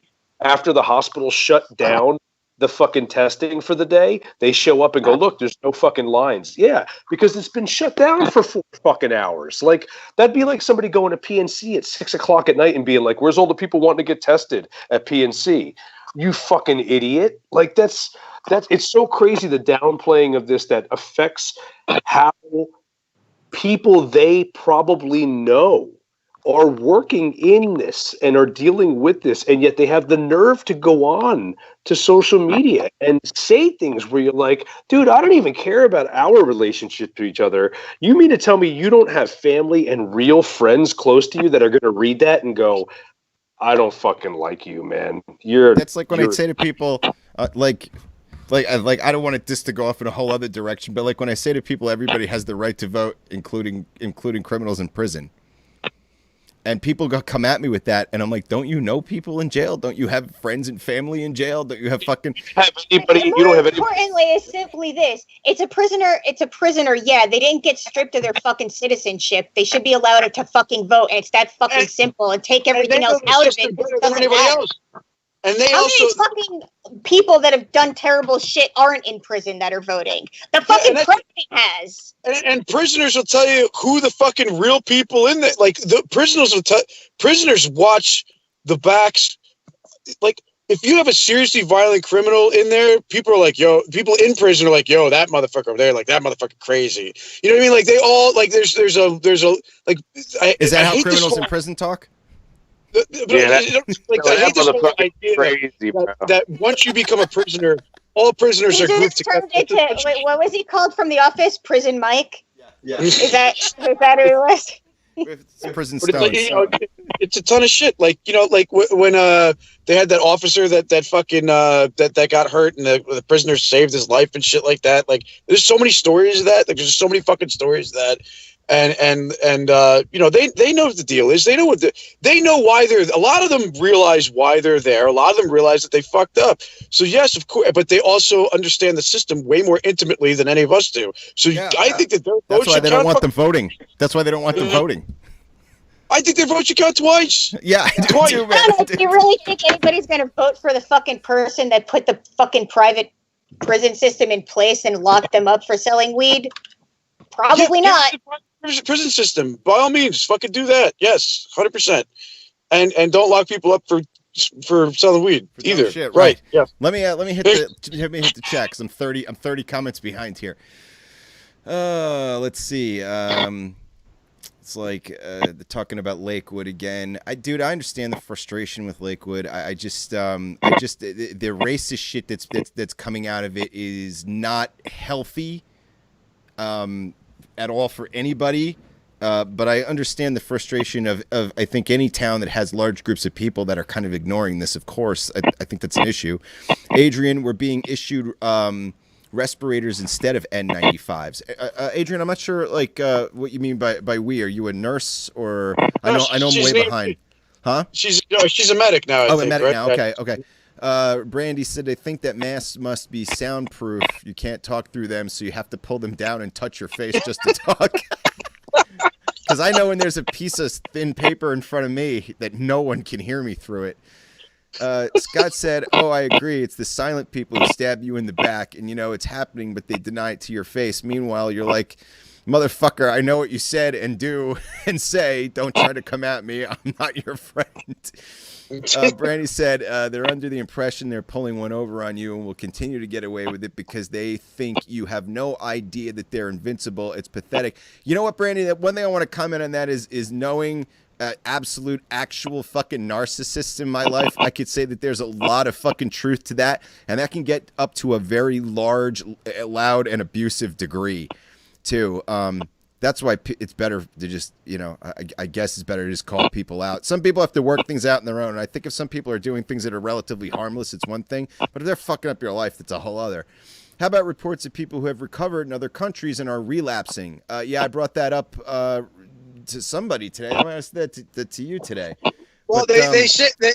So from what I've read, the Chinese government, and again, who knows if this is fucking accurate or not or whatever, but they're saying that the people that have come off of the ventilators, that they are the ones that are typically getting reinfected, and they think that the reason why is because of the life-sustaining drugs that they were on, that they never actually got rid of the virus fully, that they never actually developed the antibodies. But they're not 100% sure of any of this. This is all fucking in the air. Because it's all new. I mean, I read an article that said you could remain infected for up to 35 days. That's a long fucking time to be sick with something fucking terrible, dude. Rose in the chat. What's up, Stern? What's going on? Michael Anthony. I'm a carpenter and in and out of people's homes every day. No health care and can't even get new cartridges for my respirator mask because people are uselessly hoarding them while they sit in their homes collecting unemployment. And I got to breathe toxic fumes from cutting the walls and floors in their nasty fucking homes. Bring on the Darwinism. I don't know. I guess to an extent, I understand the frustration, but I wouldn't be frustrated with people because they got unemployment. I'm frustrated because you're not getting the unemployment you deserve. That's what frustrates me. It's not that people are on it in their home. I don't think you should be there, dude. And I understand you. I can see an emergency repair, yeah, but not, like I saw a tree go through someone's house today, and I was like, oh shit, it can make sense to have a carpenter out there fixing shit and the roofer and fucking, yeah. But this whole new construction shit, it's fucking bullshit. Yeah, I want to also say, Adrian also said, have people not heard that a vast majority of our deaths in this state are young with no pre-existing conditions? And I keep first off, I feel absolutely shitty that I feel this need. What's up, Jennifer? What's up, Kevin? I feel absolutely shitty because I have this desire to constantly tell people, hey, there's lots of young, healthy people dying from this. And it makes me feel shitty because I know that if people hear that, they suddenly take it more seriously than they took it before. And that's completely fucked up to me that's the fucking way that when the numbers first started coming out, there was a change in the vocabulary because when was it Burks is the commissioner of health in New Jersey? She was a nurse and the CEO of the hospital. The chick that talks with Murphy every day. Okay. Or is Burks I forget, whatever. The chick that talks with Murphy every day. I hate names. Names are such bullshit. Anyway, in the beginning, she was talking about how it was elderly or people with underlying conditions, and that has since stopped. That is absolute. That whole verbiage has sort of shifted the narrative. But it hasn't shifted in the direction of transparency. It's just shifted in. They're not talking about it anymore. I want to go to the other chat because there's some things being said there too. Rose said politicians are the new sports teams. Yeah, we were talking about that earlier. A lot of people don't know they have underlying conditions. Can we talk about the Final Fantasy VII remake dropping in 5 minutes? I don't know that we're big Final Fantasy fans. I don't know about Sarah. But yeah, a lot of people have underlying conditions, and that's the other weird thing too with all of this is that it's strange to me how many people are so willing to put themselves out there and use the whole, well, only the strong survive shit. And it's like, yeah, but dude, like, how many people walk around for years not knowing that they're one of the ones who aren't strong and won't survive? Like, Aren't you like a little like I think about what I might have all the fucking time? You know how many people don't know that they're fucking sick, dude? Like, and if that's how you want to act, and you want to be like, nah, it's just let all the old people off. You're like, dude, you don't need to be old to die. You could have some shit because you haven't been to the doctor in fucking 15 years, and now all of a sudden you're like, oh shit. Right, and it's like, dude, don't you? Oh no, Rob, I just texted you to refresh, but it came back. It's okay. No, man, and you're right, dude. And it's like, and I love the bravado of the whole thing, right? Yeah, well, if I'm sick, I'll just die. Well, dude, like, I'm sorry your life sucks that fucking much. I don't want to fucking die, dog. Like, I don't want to die. I have a lot of fucking great things in my life. Yeah, I'll just die. Fuck it. Like, please, dude, like, what's with the tough guy shit with that, man? Oh, that's well. That's, on top of it, it's like I've been told so many fucking times now that since I'm the one that has something to worry about, I should be the one staying home, not them. And it's fucking annoying because they don't understand what the fuck the point of it is. Like, they seriously just think that it's like, well, if you stay home and I go out, my actions aren't going to affect you. right. You have to stay away from everyone. And it's like, dude, if all of you fucking allegedly healthy people go out, you're still going to overrun the fucking healthcare system that still takes care of all the other people that have all these other fucking illnesses that still exist. And they're still not going to be able to see their fucking doctor because your sick ass is in there and they're going to die if they go in. Like, don't you fucking get how this shit works? Like, even if we don't live in the same state, your actions are still going to fucking affect people. Right. It's infuriating because it's just fucking science, man, and I'm just sick of people disregarding it. Like, I've had people fucking tell me that this shit is their opinion and they respect my opinion. And I'm like, bro, I think the way out of this is fucking opinion. I think the way out of this is we start a reality show. We start a reality show. We call it "Who's Worthy of a Gathering," and we have a camera on whoever in like a Zoom meeting for a 2-week period. They have to video document their entire lives, and everybody has to rat each other out if they fuck up, if they go outside at all. And then if they all stick together and spend the whole 2 weeks on camera, then they can go have themselves a concert. Brandy in the comments said, it honestly is the worst feeling knowing I have a condition that would potentially cause me to lose my life if I get this shit, and other people don't care about people like me. They're only worried about themselves, and catching this worries me more than anything at this point. Brandy, I know exactly how you feel because for like 2 straight weeks of hearing that, like, I was so fucking depressed about it. And it wasn't even the fear of the fucking illness. It was just this overwhelming fucking thing of like I've experienced this many times in my life, this feeling of like disabled people are always disregarded. Disabled people are always the last one that people think of. I've listened to fucking people sit there and complain that handicapped parking shouldn't exist because handicapped people should just rely on the goodness of others, letting them have a fucking parking spot, for God's sake. Like, I've heard it all. And like, the feeling that Brandy is describing is so hard to explain. The idea, the feeling that like society, like there's people that don't agree, but it feels like at this moment, collectively, most people seem to really not truly give much of a shit or value our existence. And it's only going to get worse too, because now that this financial end of this is going to really start to fuck with people, because really start to fuck with people.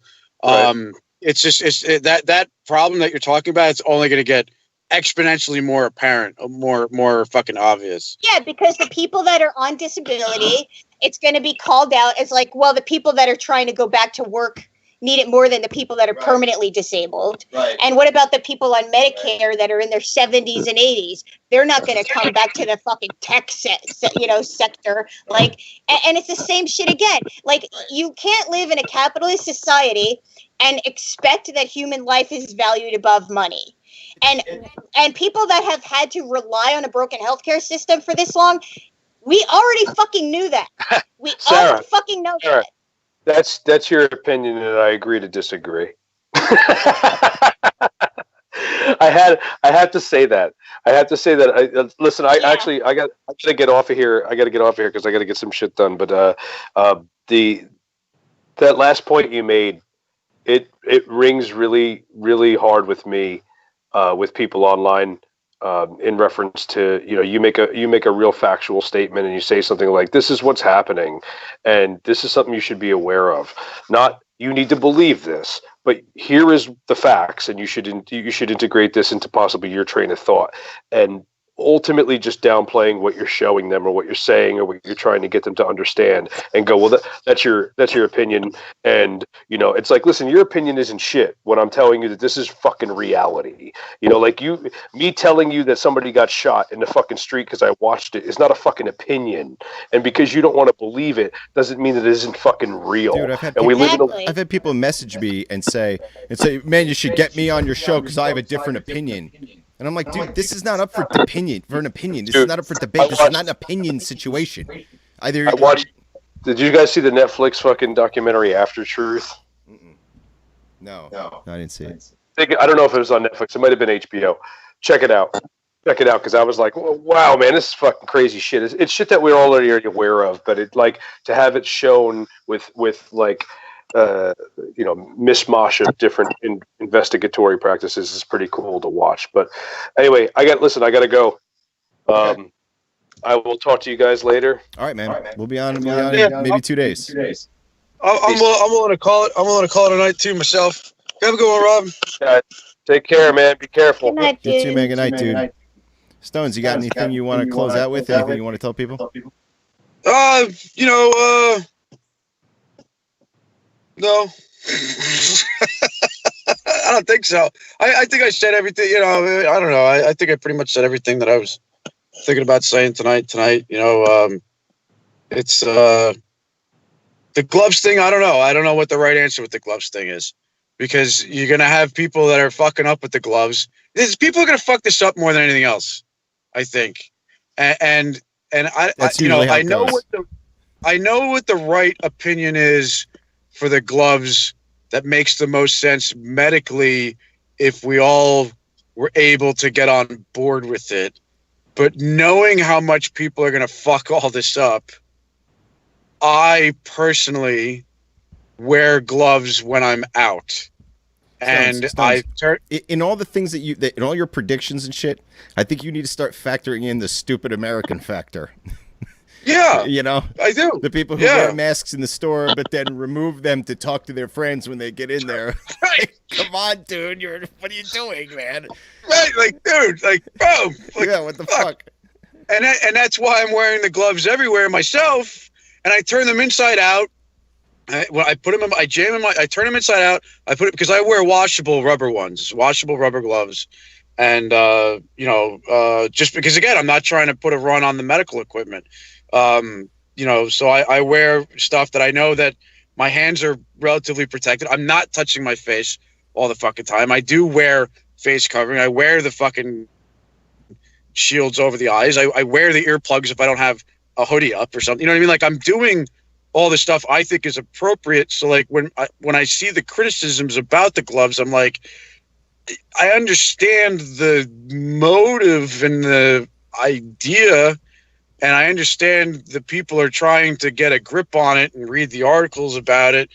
But again, I also understand that there's at least 20 to 30% of the people that are either going to say fuck it, or they're not going to read those things, and they're not going to get on board with those things. Yeah. And they're going to think that they're doing the right thing, and they're going to cross-contaminate everything around them. And I don't want to experiment with that myself. So I'm just going to wear my gloves, and then when I get home, when I get back to my house, that like I've been saying, fuck the car. The car is going to get contaminated. The doorknobs, are going to get contaminated everywhere you go. The people in your household, half the people might wear gloves, opening the door. Half the people might not. You know what I mean? Like, you don't. So you got to wash your hands when you get inside, and wash your face when you get inside. After you wash your hands. I think it's time to just plug into virtual reality and stay the fuck there. Well, yeah, but they're good luck. I mean, I know you guys are going through the hell with getting groceries delivered and shit like that.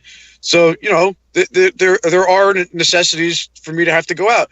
But it's been like once a week I've been going out to the grocery store, but when I do, I take all these measures, and I think that if everybody wore gloves and just kept the gloves on, keep them on. Yeah. Keep them on until you get home, and then turn them inside out. Throw them in the garbage if you're going to wear the nylon ones. Yeah. Simple. Turn Simple them inside out. shit. Throw them in the washing machine if you're going to wear the ones that need to wash. Right. But just wear them the whole time until you get home. Because the idea too behind not wearing the gloves all the time is that you're going to go from place to place and you're going to wash your hands between place to place. That the worry is that you cross contaminate. Right. You're in two different places, which I understand that. But if you're going out to go to the grocery store, fuck playing Frogger between grocery stores to get the best deals. Yeah. Go to one goddamn grocery store, get the shit you need. I think that it has more to do with the fact that grocery stores have been sold out of so much stuff that people are having to go to more than one store just to try and get anything, really. And I understand that there's the problem with, if you had just washed your hands between grocery store trips, you would lessen the contamination between grocery stores. I get that, but I also understand that that's only a small percentage of the people that are going to actually understand that and actually do that. So Randy in the chat said, I was just going to say it's only going to get worse. I was working up until recently, so now I'm not working for a company that will continue to put me at risk for others that don't care. Constantly taking the precautions I have to in order to keep myself safe have been scary for me and others like me right now, that the ones who don't care won't know until they see it. Yeah, it's frustrating. On top of that, it's so frustrating. I said recently, it's going to be frustrating to imagine how many years of my life I managed to survive things that I could have died from, to possibly be killed by some asshole that decided he wanted to go hang out and play basketball with his fucking friends. She said, hearing about other people who are compromised and have health conditions dying because, as others put it, there's no hope for them is disgusting. A young woman who only had one kidney was left to die because the paramedics said they couldn't do anything. She passed away in her home while her children were home shortly after the paramedics went there. This is not okay. It's sad, and there is so much more that can be done. Yeah, there's so much more that can be done, but not with the type of medical system we have. Well, it's not only that; it's also we live in a society where your value is directly related to your output. So that automatically disregards an enormous portion of people who are disabled, who are recovering from something, who are sick mentally or physically, and they feel that happens immediately. People that are disabled most of the time don't want to tell you. Like, people with chronic illnesses have this enormous fucking talent, which is, you hear people with chronic illnesses, you hear people say to them all the time, I had no idea that you were that sick. I had no idea that you really were going through that kind of stuff. And it's because people with chronic illnesses have learned how to mask and hide and not show up when their worst symptoms are happening, when they're dealing with their most serious medical issues, because they know that it is a way that people are warded off. They don't want to be around it. They don't know how to handle it, and they don't even want to try to understand a way to handle it. So there's huge portions of people that are left with the message of, you don't output enough for you to have any sort of human value to me. Yeah, but so the bug specifically there's two things about this bug.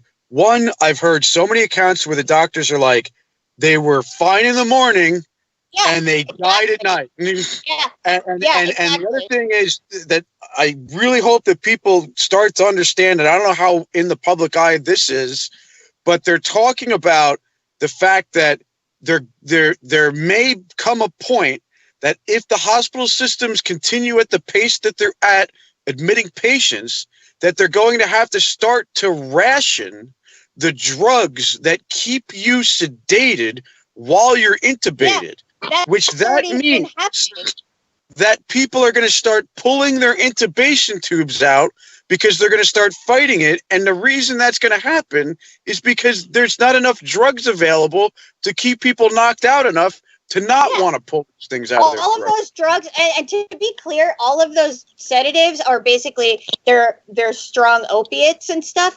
Those were already on short supply. Like there was already a shortage of them before this fucking happened. And so let's keep pushing it. Let's keep more people getting into the hospital. Let's keep not giving a shit. Let's keep, valuing only certain human beings over others. We don't value life. We just value occupation. And that's really, I don't understand how people with disabilities are ever going to be mentally okay after this, because there's always been pockets where you feel disregarded, but this illness has put such a spotlight on how much not the government, not the medical system, but our fucking friends and family and the people we come in contact with every day and the people that you work with and the people you fucking go to school with, how much they also really don't fucking value you. And they'll say, well, no, it's not you, it's the other people. No, it's fucking me, dude. It's fucking me. So look me in the face and fucking be honest about how you feel, because you have a job doing this. You believe that you're fucking intrinsically more valuable as a fucking human being. So the sickness of our society lies in how we fucking put value on people and others are disregarded. And until that changes, this shit's gonna fucking go on, and it's gonna get worse. And I hope disabled people fucking revolt and burn everybody else down. I don't know what I'm saying. Are being magnified. The magnifying glass is on the class disparity. And that was gonna be a given in any pandemic. Dude, there's a lot of pitfalls in our day-to-day life that are really showing themselves brightly right now. We don't have anything. I'm just saying, you can't go around saying greatest country in the world when this is what happens. It's what is the greatest? Our fucking healthcare system's what, 34th or 37th? What's our education system? What is the greatest in the world here other than ignorance? I don't know. Let me just take a look at the chat one more time here. Hearing about other people. Okay, yeah, we read that. Okay, they're just talking about that. All right. I skipped ahead a little to keep Brandy's comments read, so you missed some before hers. Is there something there you want me to read? Let me take a look. I try to get to everything. It kind of jumps around sometimes. Do you know the impression they're... Okay, we talked about that. How about the reports people have recovered in other... Okay, we talked about that. Wait till it mutates into something worse like the flu or common cold virus. It will change after contact with people. What's yet to come. And that's always a fucking problem, man. And I also have Rose in a different chat here who said that you are pretty when you're mad. And... oh, thank you. Not you. Come on, man. What are you talking about? Let's see. And she said, my friend's brother told her sometimes facts aren't really facts. Well... All right. Yes, that's a just apply very that. intellectual viewpoint of things. Yeah. God. All right, so I think I'm gonna cut to some. Oh, there's more comments. Okay, fuck it. Let's see. Where are they?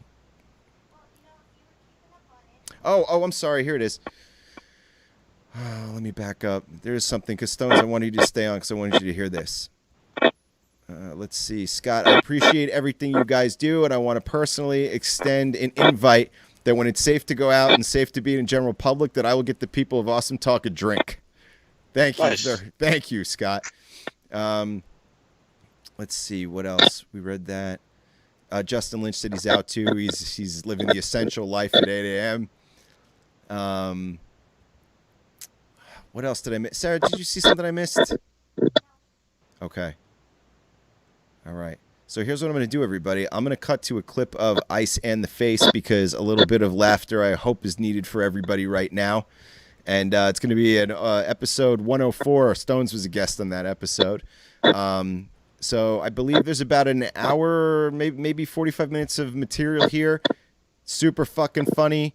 I love all of you who tuned in tonight. Thank you so much for commenting and sharing the show. And please continue to share it because it's shareable now. And when it's over, it's shareable.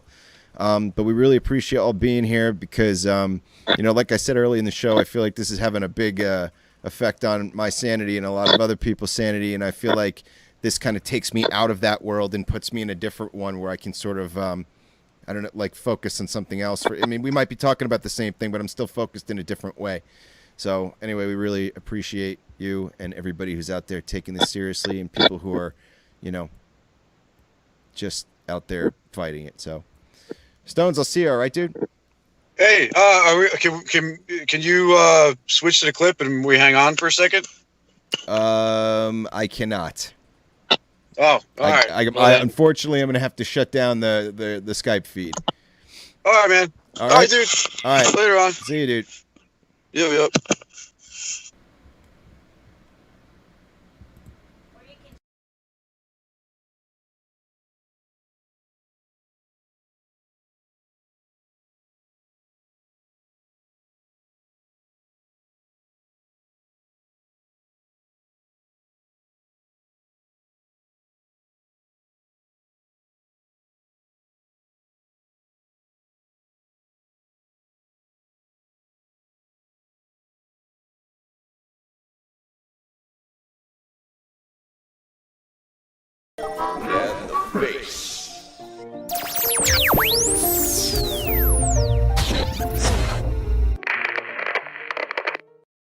I got hired by a rich person a while back for a Halloween party for her kids. It was me and another person. We were hired out of a Be like the cyborg a monster? party store. No, fucking cunt. Anyway.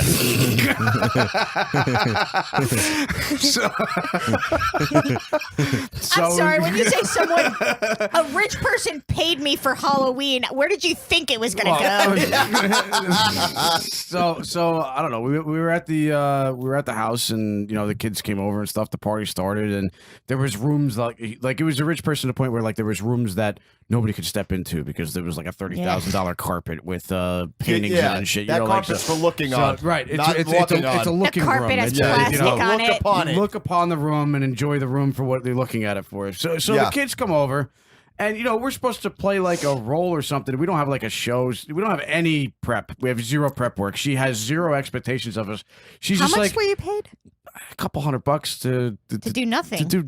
Well, it ended up being nothing. She's like, "Oh, just entertain the kids." And within a half hour after us, me and this other person meeting the kids, we were just eating food in the corner. I'm going to be honest with you, Stones, and I don't want you to get offended by this because knowing you personally, I wouldn't feel this way, but if I just met you for like a minute, I wouldn't be like, I'm gonna throw that dude a couple $100 to hang out with some kids, to hang out with some kids from the neighborhood whose parents are trusting me to make sure they're safe in my house.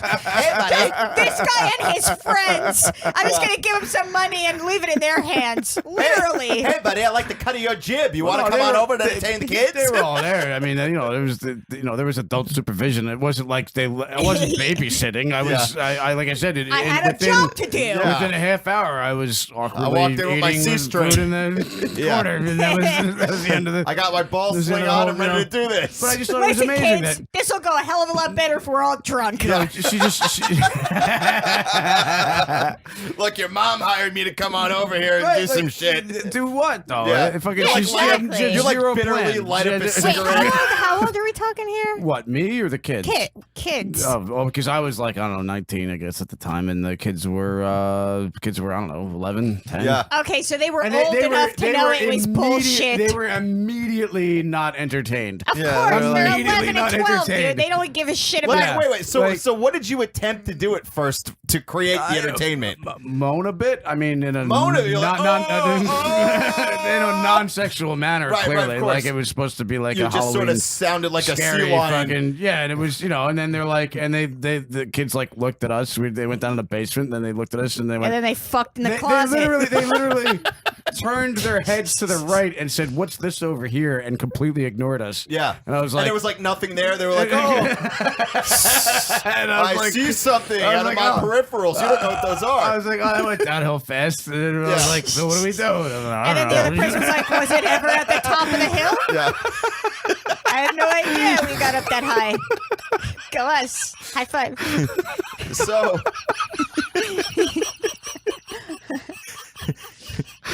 And they're like, "Hey, mister." You're like, "What?" You're sitting there smoking a cigarette. And you're like, "What?" And they're like, "What's wrong with your eyeball?" No, they didn't get that close. No, you had the dark glasses on. I assume. You don't want to freak them out, you know? No. So a TV weatherman was red-faced after making a very awkward sex joke about a colleague. So this woman was doing she had like made friends with like a dog during her report because she was reporting on something. There was a dog, and the weatherman it cut back to him, and he said, "I think you two should get a hotel room or something. There's a lot of action going on over there." At which point the entire studio went dead silent. Okay, even let's see. So then he adds, "Did she like hold on to her wedding ring after it?" So then, oh Saint Jesus. So then, as the awkward moment continues on in silence, he adds, "Probably the most action you've had in months, huh?" But wait, it gets worse. It gets worse. The studio keeps trying to save it. The studio remains completely silent. Completely silent. And then he presses a button and gets the laugh track. He's like, "Oh, yeah." And so then he wrote, well, then he said, I'm sorry, live on the air, he says, "Well, I crack myself up if I don't crack anyone else up," and then started laughing. Oh, shit. Yeah, so this they guy... like a crazy person after Now, that. here's the thing. Nice. Here's the question. Do you think the joke was in bad taste, yes or no? Stones. You're asking us about taste? Right. Yeah, really. I mean, yes or no, bad taste? No, it's fine. It's Okay, just, you know, no, let's see. Voters have voted 56% yes and 44% no. Right. Some people thought it was fucking funny. Yeah.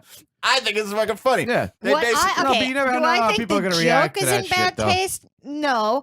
But what I do think is in bad taste is Is news the fact that the whole anchors. studio bailed on him at that point? Yeah. No, Like, it's that news anchor. The new thing now is that we have to be subjected to watching news anchors have conversations with each they're other the like worst. they're friends and They're we the like worst. them. but that's Dude, just as bad as morning fucking radio. It's all it's talk, the same bullshit, shit. crap, Like, fucking okay, garbage there was a time nonsense. where news was news. You watched it, and Dan Rather was sitting Yeah. there, and that motherfucker was telling you what was going on. Right. Now, if you watch the news, you have to watch two fucking idiots giggle at each Yeah. other and tell a bunch of jokes they think you know. Yeah, Like, yeah. I don't know your personal life. Stop laughing about the barbecue you were at over Yeah. the weekend. Like, get to the fucking news. Looks like that guy crossed the line there, huh? But how else are they going to relate to the people? That's what they're thinking. They don't Like, have to. yeah, They're I not know, I know, relating I to know, the There was I a people. know, time I when know. a journalist was a I journalist know. and they told you the fucking news and it wasn't supposed to be funny because it was Right. the news. I like Right. that naked news shit where the chicks strip while they're telling the news. Yeah, That's yeah, perfect. yeah. That's the way to get the I mean, information in the heads of the folks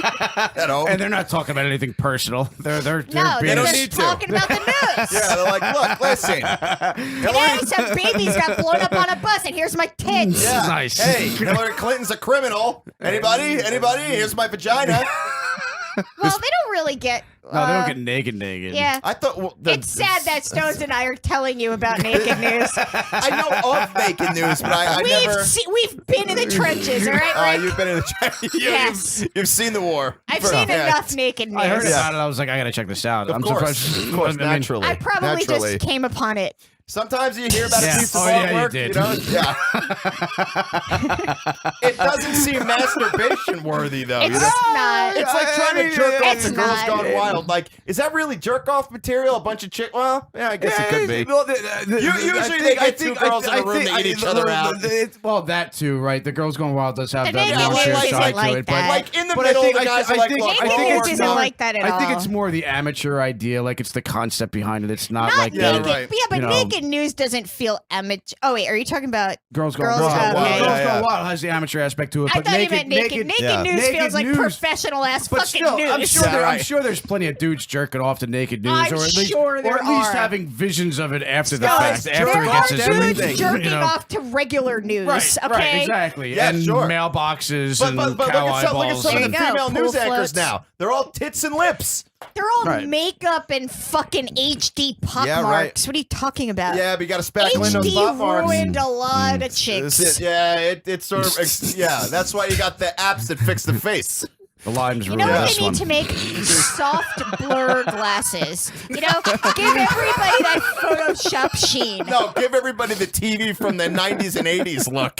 Where, like, you know. What, big hair? No, where the fuzziness covered up all the mistakes that God made. You know what I mean? Once upon a time, like, if you look at some old school square TV, you're like, oh, she's hot. And then you get to HD and you're like, oh! It's like when you're in a club and at 2 a.m. they turn the light on. It's like when And the you're like, beer. oh. It's basically like when the alcohol wears off. Yeah, or that. So in other words, you're talking about just like everyday beer goggles. Like Yeah. beer goggles for the everyday. Yeah. You know? I wish there was something like that I can put in my ear so I could listen to people talk. Just enjoy noise what they're canceling. saying? Yeah, like Yeah. beer goggles for your mind. Yeah, or beer I goggles guess for your that's ears. just drugs. It's called Yeah. ecstasy. It's yeah. called Right, drugs. yeah. It makes everything awesome. It makes everything sound awesome, feel awesome. Why don't we just pump that in everybody's brain all day long? I don't water. want. Just I don't pump want it right into the water crowds of supply. people on ecstasy just surrounding me. I imagine it gets very humpy and sweaty if it's a lot. You know what I mean? It's because a people don't know lot what's of going on. KFC gravy. People don't know what's going Yeah, on. if you don't tell them that they're on ecstasy, they're not just going to start humping. They'll be like, I'm "So I really confused and feel like horny." humping." Yeah, Yeah, right. right, Sure. right. They're going to call their buddies. Yeah. Hopefully. They're gonna check Craigslist. Yeah. That's the best thing to do when you're high on ecstasy. Get on Craigslist. Start making demands. So, speaking of the news, this weather forecaster, this was in Ireland, I think. He was This liar. he was fired because he was trying to say I don't know what's weathermen over there in that area, but he was fired because he was trying to do the news and he was talking about how windy it was. So he set it up so that when he started talking about how windy it was, What, you like farted? a sound effect of loud farts was going off, but he was acting like he was the guy doing it. He was like, "Oh," and I could he see thought why it was funny. I could see why the general stodgy fucking conservative public It would find that seems offensive. to me that the weather guy is always the one that feels left out. He's the Like guy he's that's the one trying that to, has yeah. to make the biggest waves because he's like on the side. He's not Yeah, on the desk sure. He's the talking about most the hated person on earth, next to like God. police officers and Yeah, well, You he know? said if Mr. Bean or Benny Hill farts, everyone laughs. But now a big deal's being made about this. If a dwarf is running around a wedding with Benny Hill music playing, everyone just looks the other way. Yeah, everyone just snickers off on their own. But no, yeah. And then he wrote, "It's turned out I can't do the weather. I need to find work." And then he had a feeling broken emoticon on Facebook. Poor guy. I'll tell you what. I'll have this guy do the fucking weather for Awesome Talk if he yeah, wants. shit, yeah. You know what I mean? He Like, could just Why doesn't Skype he start in. his own YouTube weather channel at that point? dude, he'd make a killing. He'd make a killing just doing his fucking own do weather do channel, comedy man. shit, you know? Yeah, do comedy weather, but make it real weather. I mean, if Right. you're a meteorologist, Right, you know how to figure the shit out. Yeah. Well, I mean, to a tell point. me about you know? the fucking jet stream and you can Right. fart all you fucking want. Right, right. Just be accurate. Right. That's all I want is accurate Right. weather. Yeah, what the fuck happened to the weather? Fucking, it's the predictions are Whack. They're so much worse now Yeah. than it seems like they used to be. Really. Yeah, it's I way mean, worse. I used to be able to like look a day out and be like, okay, they Yeah, I kind of got know this. what's going on. Yeah. And now it's just Tomorrow's like gonna be good for golf. I don't know And what then the it fuck's isn't. happening. You're like, what the fuck? Never know anymore.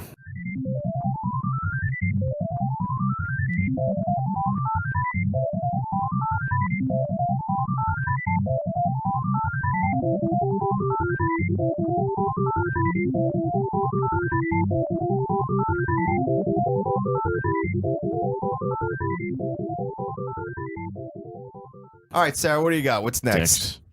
Dicks. So this dude got real wasted.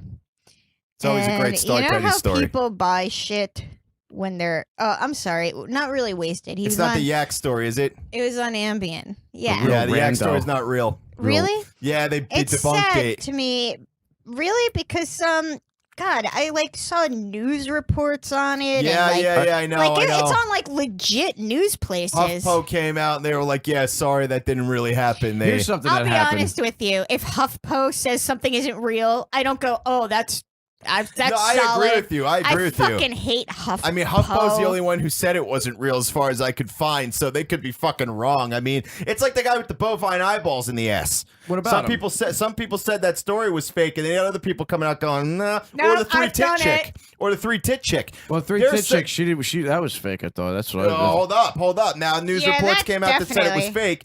Followed up by news reports that said the articles that said it was fake were fake.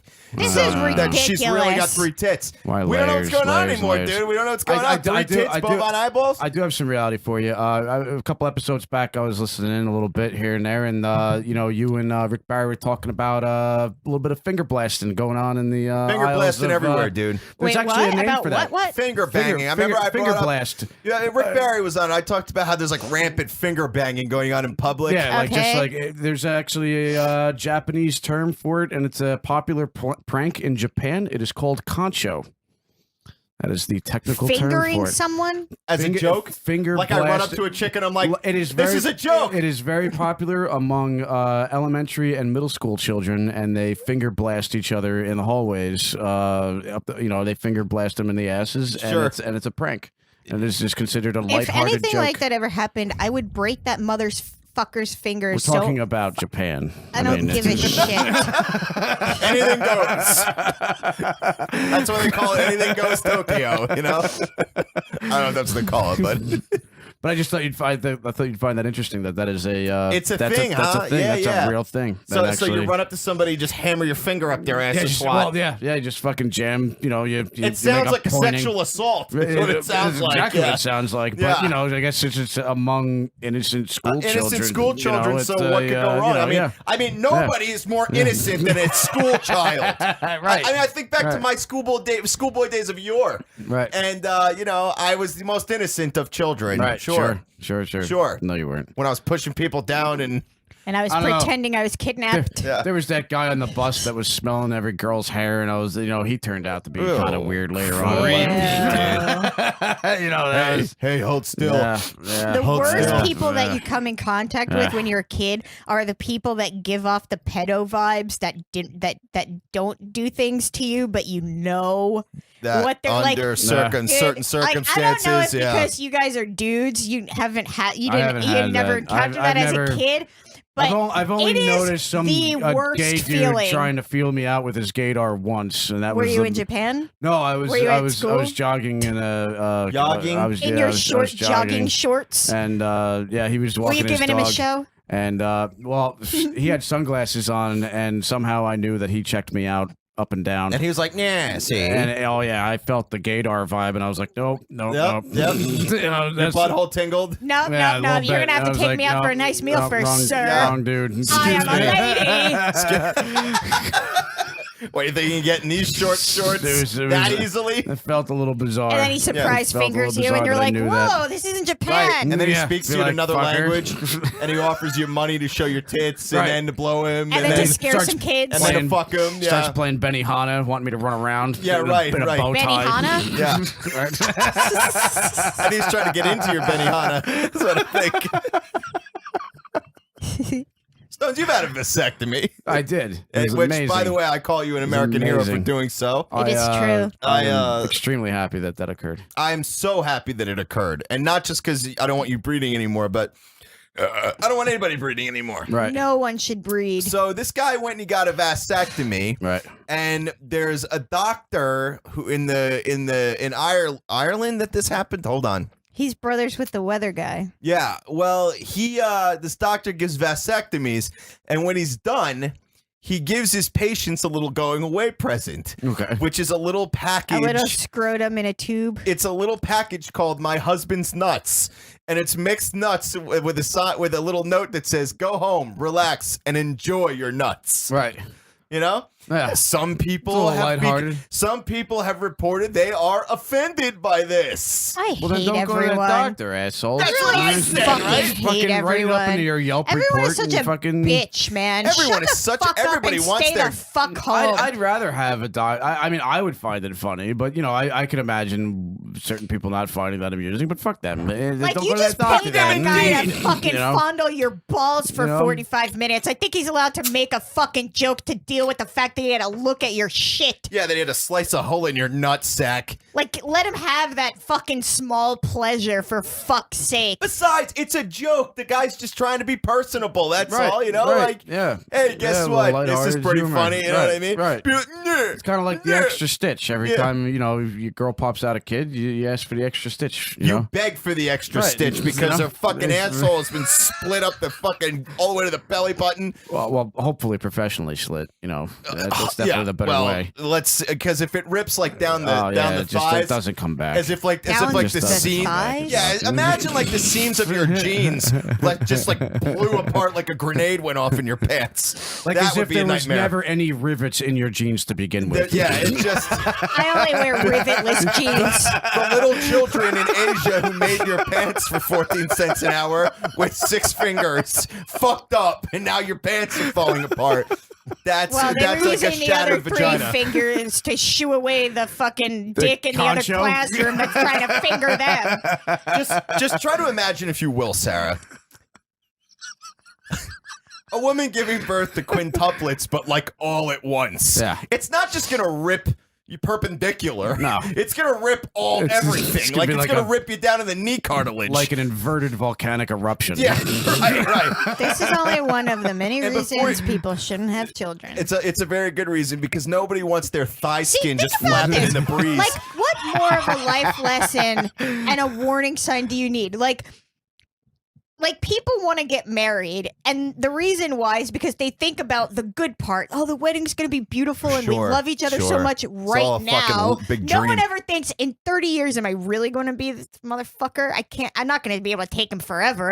And it's like, but with children, it's like, the first thing that happens is already horrific. Like, isn't that a warning? Like, the first thing that happens Sure. is your body becomes a disgusting landfill, and then your vagina pops in half. Like, yeah, right. that should be the sign that it's not going to end well. Like, it started off shitty. Sure. We might as well be the last generation as far as I'm concerned. I found a great closure to divorce after a lot of years. A party? Well, no. Well, yeah. I mean, of course. But Sure. I thought of a great closure to divorce. It was fuck, I can't remember it now because you fucking threw me off. A gunshot wound to the temple?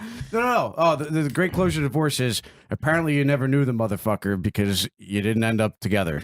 So you never knew him to begin with because you made the vows to stay together forever, and obviously, what the fuck do you know? You don't know them. Or maybe it's just a bunch of sentimental bullshit in the end of the day. You know what I mean? But I like my version better. I don't know. yeah. After Yeah, sure, of my course. finalized divorce, I was like, I'm going to frame this piece of paper. Yeah, no. I got it in a safe, fireproof safe. It's, Despite- under lock and key. Despite warnings, this is the channel 16 news in motherfucking somewhere.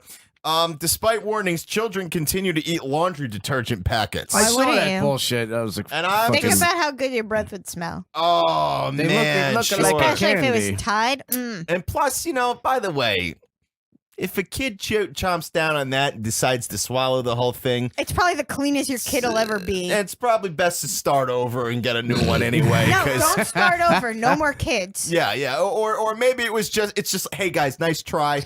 Listen, It it's best wasn't to a just genius. let that one go. Look, there's a reason they wash your mouth out with soap when you're a kid. It tastes like shit. So if the kid's just chewing through the rubber, like we're talking about those little Tide packets, the one I know that what like, you're you know what I mean? talking You know what I'm about. talking about, Exactly right? what you're talking about. Kids just munching through it like it's like it's a grizzle. piece of candy. Yeah, like it's grizzle. But the Right. second that shit hits your mouth, the right You wanna reaction spit is it out. Right. "Ugh." Right. But the You'd kid's think like, you so. know what? Fuck it. I'm gonna fight through this. I'm gonna finish what I fucking started here. Yeah, it might be just best to just let him go. Let him go. You know, the poison control center's calls increased from 328%. And it's all from one house. pretty yeah, much. it's just one kid that one just asshole kid that kid's won't like- stop. Like, why won't this kid die? yeah. It's like people continuously I eat keep McDonald's. feeding him fucking exactly. these Yeah. packets. I keep feeding him these packets, and and he he's just just keeps like living. and he smells amazing. Like he's just like it's like he's sweating Tide. He is. You know, like when we want our clothes cleaned, we make him wear them and then have him run around the house a few dozen times. Like a midget. Yeah, like At a midget wedding. running to Like a some midget Benny at a Hill wedding. music. It's a dwarf, Stones. It's a Don't be offensive. Just Don't shut be up with that offensive. shit. All right. It's not a fucking. Is it really offensive? I don't Is it know. really I'm offensive? not a little person. I don't have any frame of Why reference. did that become offensive? That wasn't that like an actual like what was it? Was dwarf the actual medical term or was midget the actual medical term? Because Dwarf is the Midget medical term. was never a medical. Midget's not Yeah, a but medical why was term. when I was fucking young, midget was accepted. I think the When reason- we were young, changed? faggot was accepted. Yeah, Like, you yeah, know what I mean? but, Like, but I understand what changed with the word faggot because it came with a negative connotation. I think that's But what you happened with can't- midget. that's what happened with midget. Yeah, What do you mean? What do you mean? Well, What- I what- think you- that at some point was it where went people from walking up to midgets going, "You fucking midget!" Yeah, like, and exactly that was derogatory. and then they Yeah. invented midget tossing. You know, like that's what happened. Really, Yeah, that's well, how that's it went what down. I think happened. Sure. I mean, I'm no fucking Because historian. I can't I'm not a- imagine. yeah, I'm not a midget historian. Like there's a bunch of people that beat up gay people and they're like, "You fucking faggot," Yeah. and they get stabbed and shit. I doubt someone's like, "You fucking midget," No, and no, but stabbing wait a a minute, midget. but wait a minute, and Stones. using the word But midget. picking up a little person, if you're like, hey, let's do some midget tossing. Yeah, Like, but just because it's more lighthearted yeah, but the or thing is, with the whole- Wait, are you talking celebratory. lighthearted? Or are you talking? Are they compensated to do that? Compensated. Yes. Are they I'm paid? sorry- Are they I'm paid sorry for we the, threw for you. the, I'm no, sorry no, we threw saying, you. Are they paid? Whoa, Are they don't paid say to begin that with? bullshit. They are fucking compensated. Bars have midget tossing competitions, and those motherfuckers come and get paid. Yeah, Right. they get make Right. bank. It's not Yeah. like midget Right. tossing competitions where they scour the neighborhoods and It doesn't knock make on it the okay. doors. Yeah, it's not like they got a fucking poster hanging off the side of their shitty pickup truck next to their fucking Confederate flag. Their tossing tiny- midgets their tiny pickup truck. down alleys or some But shit. discrimination doesn't always mean hate and beatings. Yes, it No, does. it doesn't. Discrimination comes in all forms. It's a side effect of it for sure. It Yeah. always is a side effect of it. Hate and discrimination equals beatings and It bullshit. doesn't always equal beatings. Name one circumstance outside of this midget Midget. situation where it is Midgets. fucking where that's the case. Name one Okay, other women making less money than men is discrimination. Yeah, but there's no derogatory term for that. We should make one. That's a good idea. Here's your coat pay.